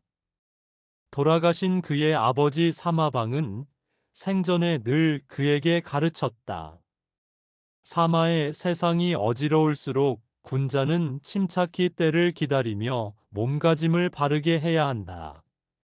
이 가르침을 가슴에 새긴 사마이는 조조의 휘하에서 조심스럽게 행동하며 자신의 지략을 함부로 드러내지 않았다. 그는 유비가 형주를 발판으로 서초 공략에 나섰다는 소식을 들으며 혼잣말로 중얼거렸다. 유현덕이 드디어 발돋움할 기반을 얻었다. 그러나 서촉의 험난한 산세는 쉽게 굴복하지 않을 것이다. 그는 유비 곁에 제갈량이라는 인재가 있음을 잘 알았다. 제갈량의 명성은 허도에서도 회자되었고, 사마이는 그의 지략이 유비의 세력을 어디까지 키울지 깊이 고민했다. 그는 서재에서 지도를 펼쳐놓고 서촉의 지형을 분석했다. 험준한 산맥과 좁은 협곡은 천연의 요새였지만 제갈량의 전략이 이를 극복할 가능성을 배제할 수 없었다. 그는 동료 관리 양흥과 대화를 나누며 말했다. 양공, 서촉은 험난한 지형 덕에 방어하기 쉬운 곳이다. 그러나 제갈량이 유비를 보좌한다면 그곳을 점령하는 것도 불가능하지 않을 것이다. 양흥은 걱정스러운 표정으로 답했다. 중달, 유비의 세력이 커지면 위나라에 큰 위협이 될 것이요. 조승상이 이를 어찌 막을 것인가? 사마이는 미소 지으며 말했다. 조승상은 이미 패배를 맛보았다. 그는 이제 더욱 신중히 움직일 것이다. 그러나 유비와 손권의 연합이 지속된다면 위나라의 앞길은 험난할 것이다. 그의 말은 조용했지만 천하의 흐름을 꿰뚫는 통찰이 담겨 있었다. 사마이는 허도의 조정에서 관리들과 교류하며 정보를 수집했다. 그는 조정 내에서 떠도는 소문을 통해 유비가 한중을 점령하고 세력을 확장하고 있음을 알았다. 그는 서재에서 병법서를 펼쳐놓고 혼잣말로 중얼거렸다. 유비가 한중을 얻으면 촉하는 더욱 강해질 것이다. 이는 위나라에 큰 위협이 될 것이다. 그는 동호의 손권이 이 상황에서 어떤 선택을 할지 주목했다. 손권은 적벽대전 이후 강동을 굳건히 지키며 세력을 키웠다. 사마이는 손권의 신중한 성격을 떠올리며 생각했다.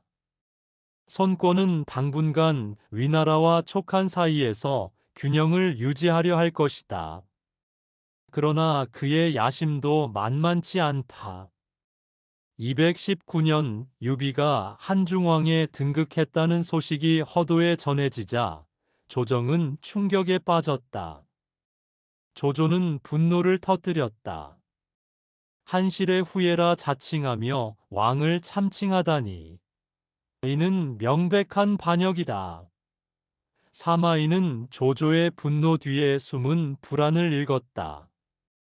그는 서재에서 혼잣말로 중얼거렸다. 유비가 한중을 얻음으로써 조승상과 대등한 위치에 섰다.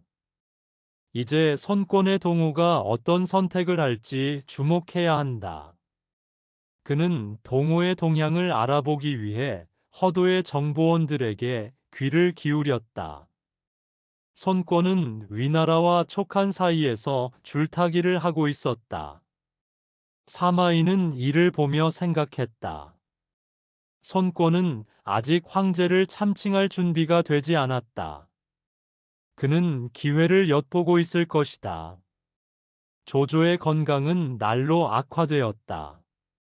그는 적벽에서의 패배 이후 북방의 통치를 다지는 데 힘썼지만 병마는 그의 의지를 꺾었다. 220년 정월 위왕으로 있던 조조는 병세가 위독해지자 측근들을 불러 후사를 부탁했다. 사마이는 그 자리에 있었고 조조가 힘겹게 말하는 모습을 보았다. 조조는 맏아들 조비를 향해 말했다. 사마이는 나를 보좌하며 많은 공을 세웠다. 그를 믿고 따르라. 이 말을 끝으로 조조는 눈을 감았다. 사마이는 조조의 죽음을 애도했지만 마음속으로는 새로운 시대의 도래를 예감했다. 그는 조비가 황제 참칭을 준비한다는 소식을 듣고 조용히 조언을 준비했다.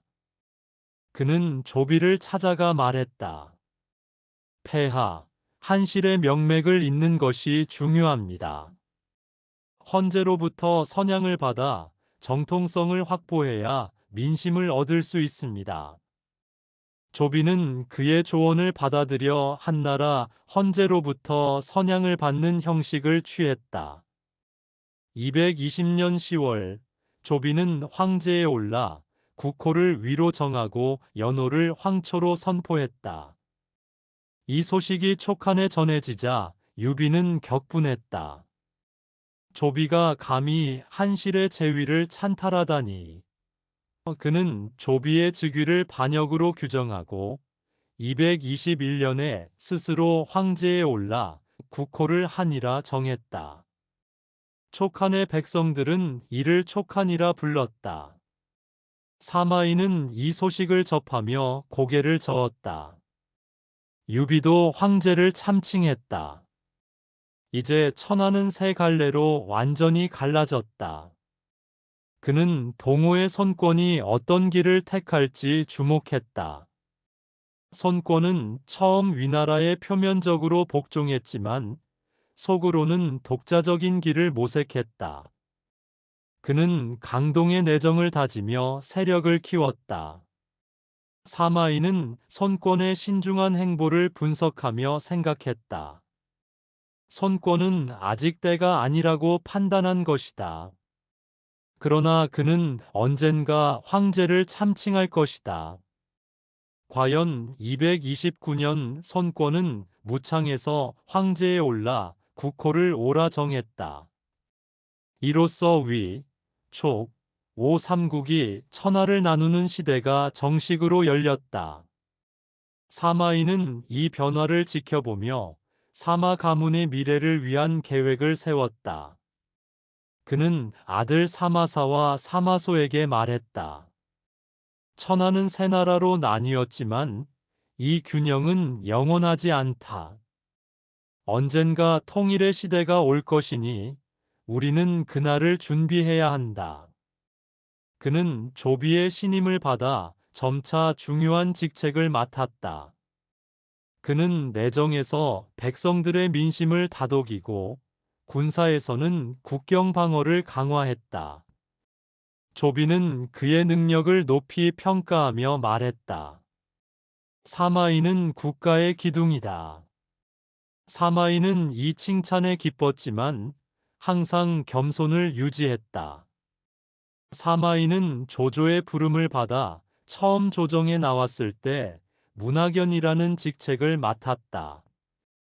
이후 조조를 보좌하며 승상군사와 같은 핵심 요직을 거치면서 그의 재능을 발휘했다. 승상군사는 조조의 개인 참모로서 군사작전과 정치적 계책을 세우는 역할을 담당하는 자리였다. 사마이는 이 직책에서 조조의 신임을 얻었고 점차 조정 내 입지를 넓혀갔다. 220년 조조가 세상을 떠나고 조비가 위왕의 자리에 오르자 사마이는 장사로 승진했다. 장사는 군사 조직에서 최고 참모격의 직책으로 사령관을 보좌해 군사뿐 아니라 행정과 사무까지 총괄하는 중책이었다. 같은 해 조비는 후한 헌제로부터 선양을 받아 황제로 즉위하고 위나라를 건국했는데 이때 사마이는 상서에 임명되었다. 상서는 황제의 명령을 처리하고 국정을 총괄하는 핵심 관직으로 당시 재상급에 해당하는 위치였다. 이러한 승진 과정은 사마이가 조비의 권력 승계와 위나라 건국에서 얼마나 중요한 역할을 했는지를 잘 보여준다. 조비는 사마이를 깊이 신임했으며 훗날 무군대 장군의 관직까지 내려 군사적 실권을 부여하며 자신의 최측근으로 삼았다. 그는 마음속으로 생각했다. 너무 두드러지면 위험할 수 있다. 그는 조씨 왕가의 충성을 강조하며 자신의 야심을 숨겼다. 그는 허도의 관리들과 교류하며 정보를 수집하고 조정 내의 세력 구도를 분석했다. 그는 조비의 아들 조예가 어린 나이에 황제에 오를 가능성을 예견하고 그를 보좌할 준비를 했다. 226년 조비가 병으로 세상을 떠나고 조예가 황제에 올랐다. 조예는 사마이를 아버지처럼 의지하며 말했다. 사마경, 나를 도와 위나라를 지켜주시오. 사마이는 충성을 맹세했지만 내심 사마 가문의 미래를 위한 구상을 구체화했다. 그는 촉한의 제갈량이 북벌을 준비하고 있음을 알았다. 제갈량은 한실의 옛 땅을 되찾고자 할 것이다. 그는 결코 가만히 있지 않을 것이다. 그는 국경 방어를 강화하고 군량을 비축했다. 그는 아들들에게 전쟁의 본질을 가르쳤다. 전쟁은 병력의 많고 적음만으로 결정되지 않는다. 군량, 지형, 백성의 지지가 승패를 가른다. 그는 병법서를 펼쳐놓고 사마사와 사마소에게 전략의 중요성을 설명했다. 지형을 이용하고 적의 약점을 파고들어야 한다. 제갈량은 기만 전술에 능하다. 우리는 그의 속임수에 대비해야 한다. 228년 제갈량이 첫 번째 북벌을 시작했다. 그는 기산을 통해 위나라로 진격하며 기만 전술로 위군을 혼란에 빠뜨렸다. 사마이는 이를 예측하고 있었다. 그는 장수들에게 침착히 대응할 것을 지시했다. 제갈량은 속임수로 우리를 흔들려 한다. 방어선을 굳건히 유지하고 그의 보급로를 노려라. 위군은 혼란을 극복하고 촉군의 진격을 저지했다. 제갈량은 보급의 어려움으로 퇴각을 결심했고 첫 번째 북벌은 실패로 끝났다.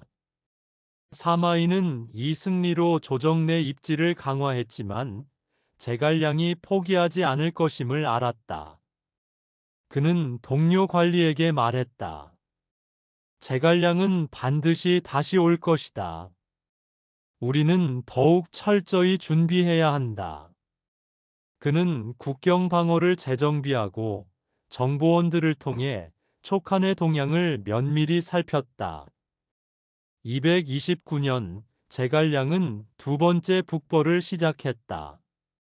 그는 이번에도 기만 전술을 사용했지만 사마이는 지형의 이점을 이용해 촉군의 보급로를 차단했다. 그는 지구전으로 끌어들이며 촉군을 지치게 했다. 그는 아들들에게 말했다. 때로는 싸우지 않고 이기는 것이 최선이다. 제갈량의 군대는 보급이 어렵다. 우리는 시간을 끌며 그들을 지치게 해야 한다. 이 전략은 효과를 발휘했고 제갈량은 다시 퇴각했다. 사마이는 이 승리로 위나라에서 신뢰를 얻었지만 항상 겸손을 유지했다. 그는 조예의 신임을 받으며 내정과 군사에서 점차 큰 역할을 맡았다. 그는 백성들의 세금을 경감하고 군대의 훈련을 강화하며 위나라의 기틀을 다졌다. 그는 허도의 시장을 돌아보며 백성들의 목소리를 들었다. 한 노인이 그에게 말했다. 사마애경, 백성들은 전쟁의 고통에 지쳤다. 제발 평화를 지켜주시오. 사마이는 고개를 끄덕이며 말했다. 노인, 백성의 안녕이 나라의 근본이다. 나는 최선을 다할 것이다. 그는 백성들의 민심을 다독이며 위나라의 안정을 도모했다. 그러나 그의 마음속에는 사마 가문의 장대한 청사진이 펼쳐지고 있었다. 그는 사마사와 사마소를 엄격히 교육하며 말했다. 이 혼란한 시대가 지나면 새로운 질서가 올 것이다. 너희는 그때를 위해 학문과 의지를 갈고 닦아야 한다. 사마사와 사마소는 아버지의 가르침을 따라 군사 전략과 정치적 판단력을 키웠다. 사마이는 삼국시대의 균형 속에서 위나라의 충신으로서 그리고 사마 가문의 전략가로서 천하의 흐름을 읽었다. 그는 제갈량의 북벌을 막으며 위나라를 지켰지만 동시에 사마 가문의 미래를 위한 초석을 쌓았다. 그는 서재에서 촛불 아래 병법서를 읽으며 혼잣말로 중얼거렸다. 제갈량은 강적이다. 그러나 그의 북벌은 촉한의 국력을 소진시킬 것이다. 우리는 그 틈을 노려야 한다. 그는 위나라의 안정을 지키며 사마 가문의 미래를 준비했다. 그의 준비는 훗날 사마씨가 천하를 통일하는 기반이 되었다. 어느 날 사마이는 아들 사마사와 사마소를 서재로 불러 조용히 말했다.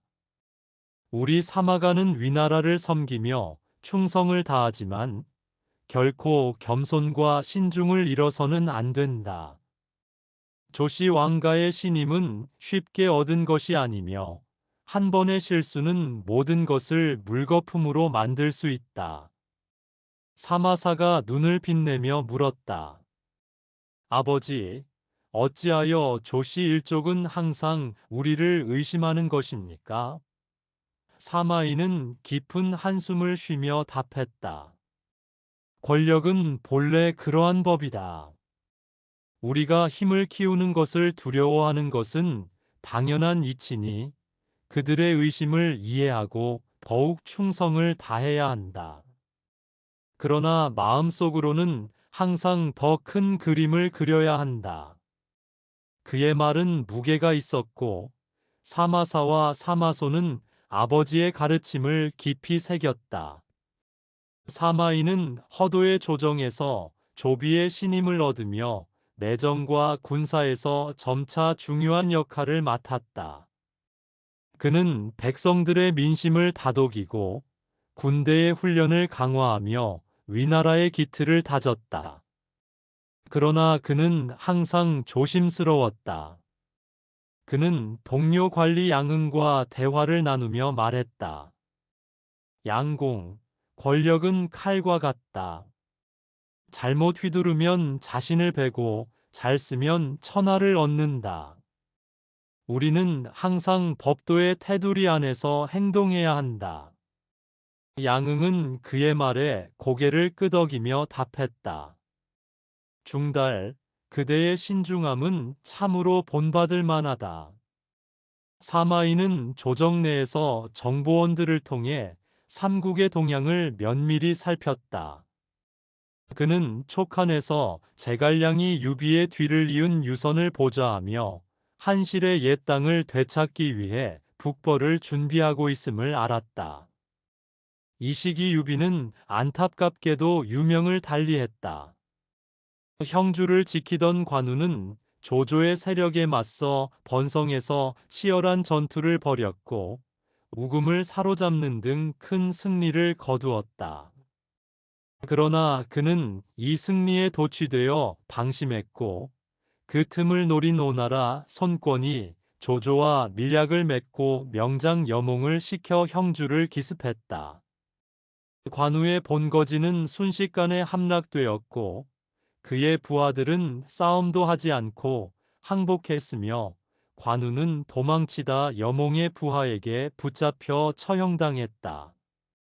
이 소식을 들은 유비는 분노와 슬픔에 휩싸였고 관우의 죽음을 복수하겠다는 일념으로 제갈량과 신하들의 만류를 뿌리치고 대군을 이끌어 오나라를 공격했다. 이것이 바로 이릉대전이다.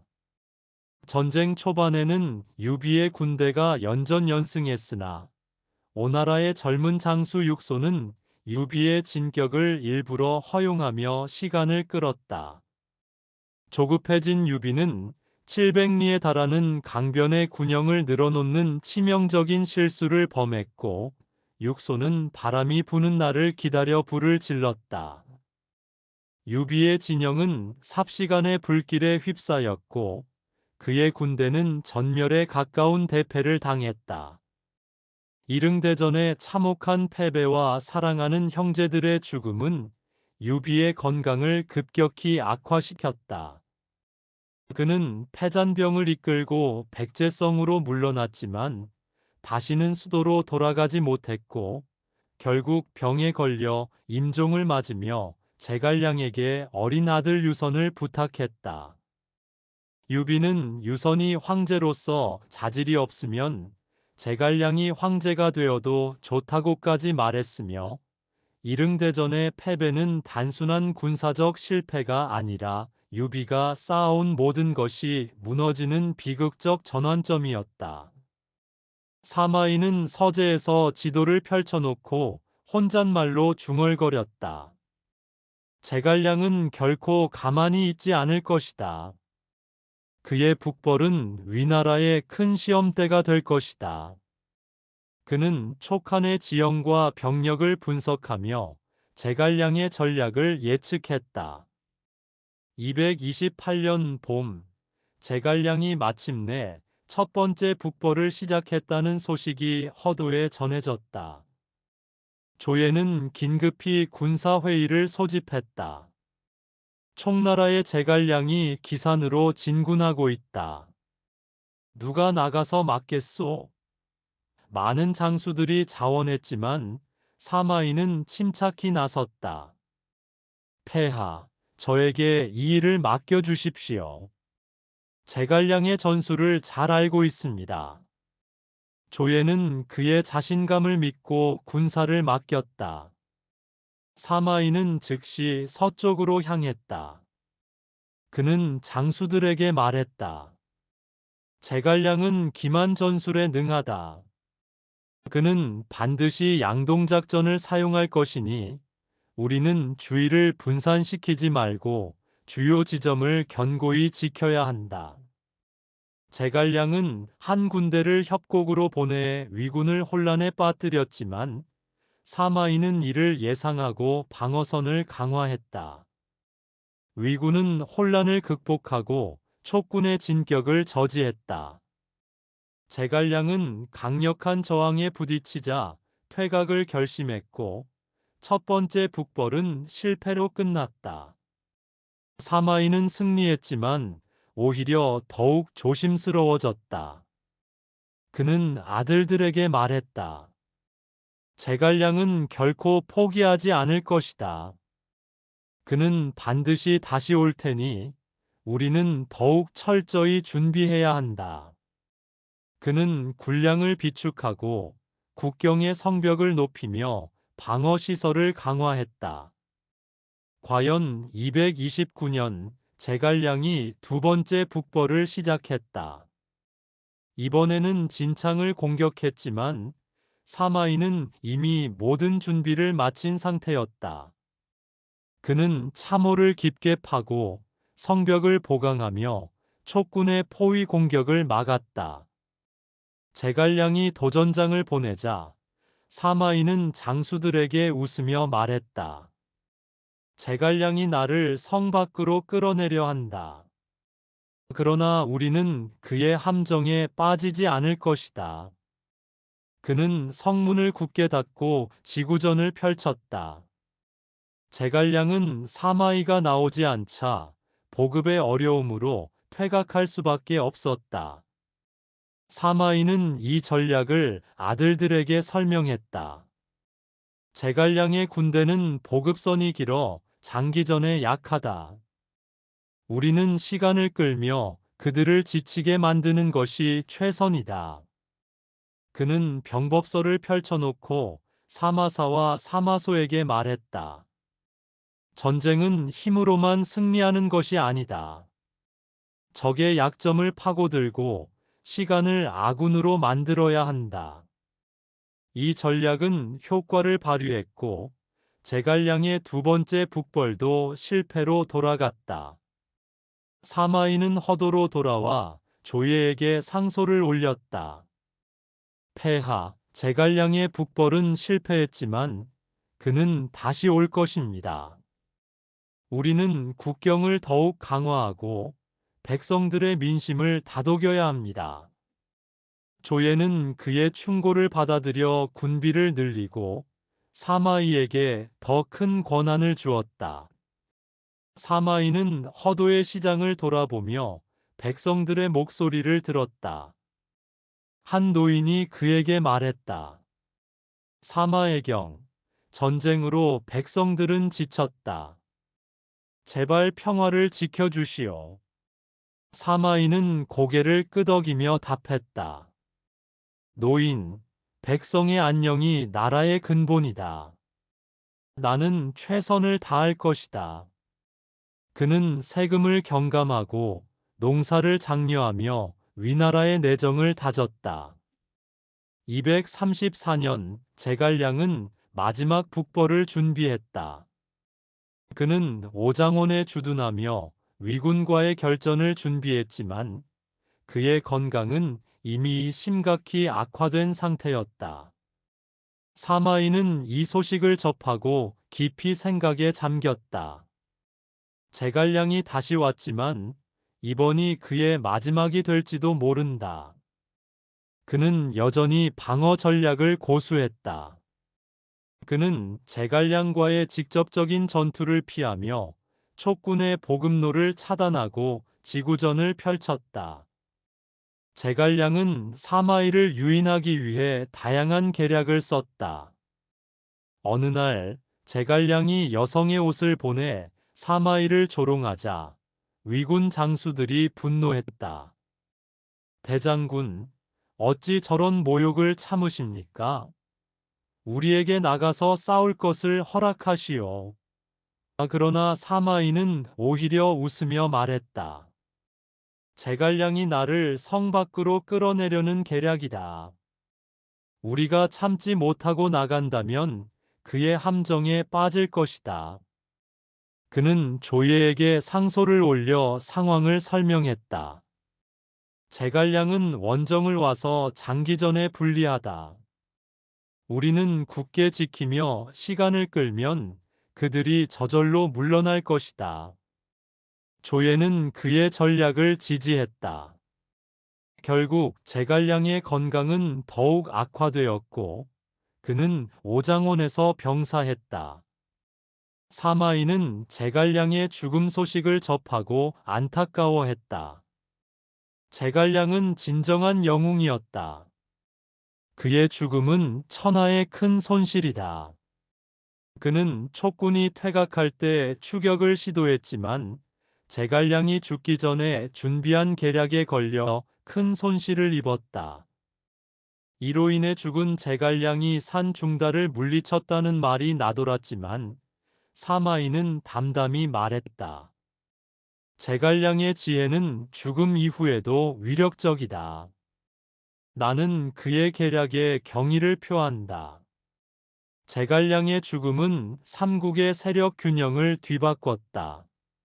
촉하는 더 이상 위협적인 북벌을 할 수 없었고 위나라의 힘이 점차 압도적으로 커졌다. 사마이는 이 변화를 지켜보며 사마 가문의 미래를 위한 계획을 본격화했다. 그는 아들들에게 말했다. 제갈량의 죽음으로 천하는 새로운 국면을 맞았다. 우리는 이 기회를 활용해 사마 가문의 기반을 다져야 한다. 그는 조정에서 입지를 강화하며 항상 조씨 왕가에 대한 충성을 강조했다. 그는 허도의 관리들과 교류하며 정보를 수집하고 조정 내 세력 구도를 분석했다. 그는 조예의 어린 나이를 이용해 그의 신임을 더욱 공고히 했다. 그는 백성들의 민심을 다독이며 세금을 경감하고 군대의 훈련을 강화했다. 그는 서재에서 촛불 아래 병법서를 읽으며 혼잣말로 중얼거렸다. 이 혼란한 시대가 지나면 새로운 질서가 올 것이다. 사마 가문은 그때를 준비해야 한다. 그는 사마사와 사마소를 엄격히 교육하며 말했다. 너희는 학문과 의지를 갈고 닦아야 한다. 천하의 주인은 아직 정해지지 않았다. 사마사와 사마소는 아버지의 가르침을 따라 군사 전략과 정치적 판단력을 키웠다. 사마이는 삼국시대의 균형 속에서 위나라의 충신으로서 그리고 사마 가문의 전략가로서 천하의 흐름을 읽었다. 그는 제갈량의 북벌을 막으며 위나라를 지켰고 사마 가문의 미래를 위한 초석을 쌓았다. 그의 준비는 훗날 사마씨가 천하를 통일하는 기반이 되었다. 사마이는 사마 가문의 미래를 본격적으로 준비했다. 그는 아들들에게 말했다. 제갈량의 죽음으로 촉하는 큰 기둥을 잃었다. 이제 우리는 동호에 집중하며 위나라 내부의 안정을 다져야 한다. 사마사는 물었다. 아버지, 동호의 손권은 어떤 움직임을 보일 것입니까? 사마이는 깊은 생각에 잠긴 후 답했다. 손권은 신중한 인물이다. 그는 당분간 위나라와의 충돌을 피하며 강동의 기틀을 다질 것이다. 그러나 그의 야심도 만만치 않으니 우리는 그의 동향을 면밀히 살펴야 한다. 사마이는 조정으로 돌아와 조예에게 상소를 올렸다. 폐하, 제갈량의 죽음으로 촉하는 약화되었습니다. 이제 우리는 동호를 견제하며 내부의 단결을 다져야 합니다. 조예는 그의 조언을 받아들여 군비를 강화하고 사마이에게 더 큰 권한을 부여했다. 사마이는 조정에서의 입지를 공고히 하며 항상 조씨 왕가에 대한 충성을 강조했다. 그는 허도의 관리들과 교류하며 정보를 수집하고 조정 내 세력 구도를 분석했다. 그는 조예의 어린 나이를 이용해 그의 신임을 더욱 굳혔다. 그러나 그는 항상 겸손을 유지하며 말했다. 나는 단지 위나라의 신하일 뿐이다. 그의 이러한 자세는 많은 이들의 지지를 얻었다. 그는 군사에서도 철저히 준비했다. 그는 국경의 성벽을 보강하고 군량을 비축하며 위군의 훈련을 강화했다. 그는 아들들에게 말했다. 전쟁은 병력에 많고 적음만으로 결정되지 않는다. 군량, 지형, 백성의 지지가 승패를 가른다. 그는 사마사와 사마소를 엄격히 교육하며 말했다. 너희는 학문과 의지를 갈고 닦아야 한다. 천하의 주인은 아직 정해지지 않았다. 사마사와 사마소는 아버지의 가르침을 따라 군사 전략과 정치적 판단력을 키웠다. 사마이는 제갈량의 죽음 이후 위나라 조정에서 점차 권력 다툼이 격화됨을 감지했다. 그는 이를 사마 가문의 기회로 보았다. 그는 조정의 중추 부처에 사마 가문의 인물들을 배치하며 영향력을 넓혔다. 그러나 그는 항상 법도의 테두리 안에서 행동하며 비난의 빌미를 주지 않았다. 그는 동료 관리 양흥에게 말했다. 양공, 권력은 신중히 다뤄야 한다. 너무 서두르면 오히려 화를 부른다. 양흥은 그의 말에 감탄하며 답했다. 중달, 그대의 신중함은 참으로 본받을 만하다. 사마이는 조예의 신임을 받으며 점차 더 큰 역할을 맡았다. 그는 동호의 동향을 예의주시했다.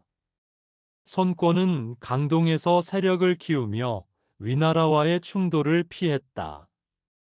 사마이는 이를 분석하며 생각했다. 손권은 아직 때가 아니라고 판단한 것이다.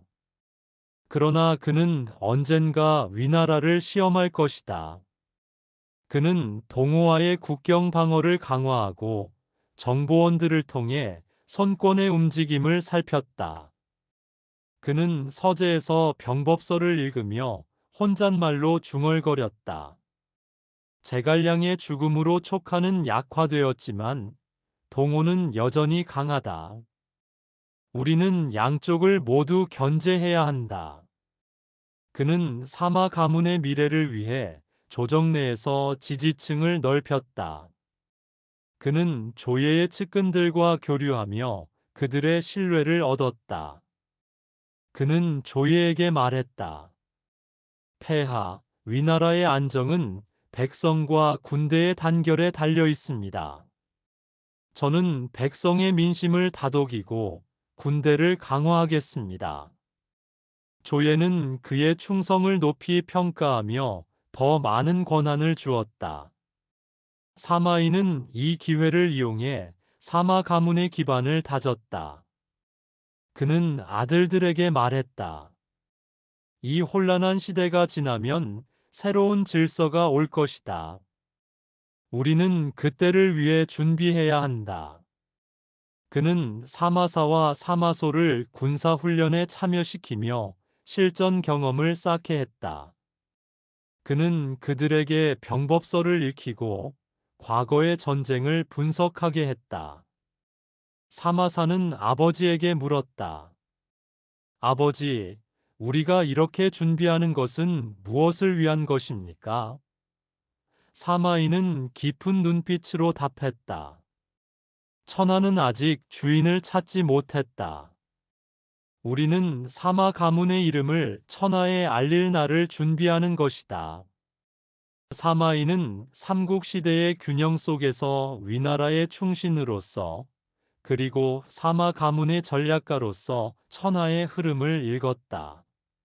그는 제갈량의 죽음을 기회로 삼아 위나라를 지켰고 사마 가문의 미래를 위한 초석을 쌓았다. 그의 준비는 훗날 사마씨가 천하를 통일하는 기반이 되었다.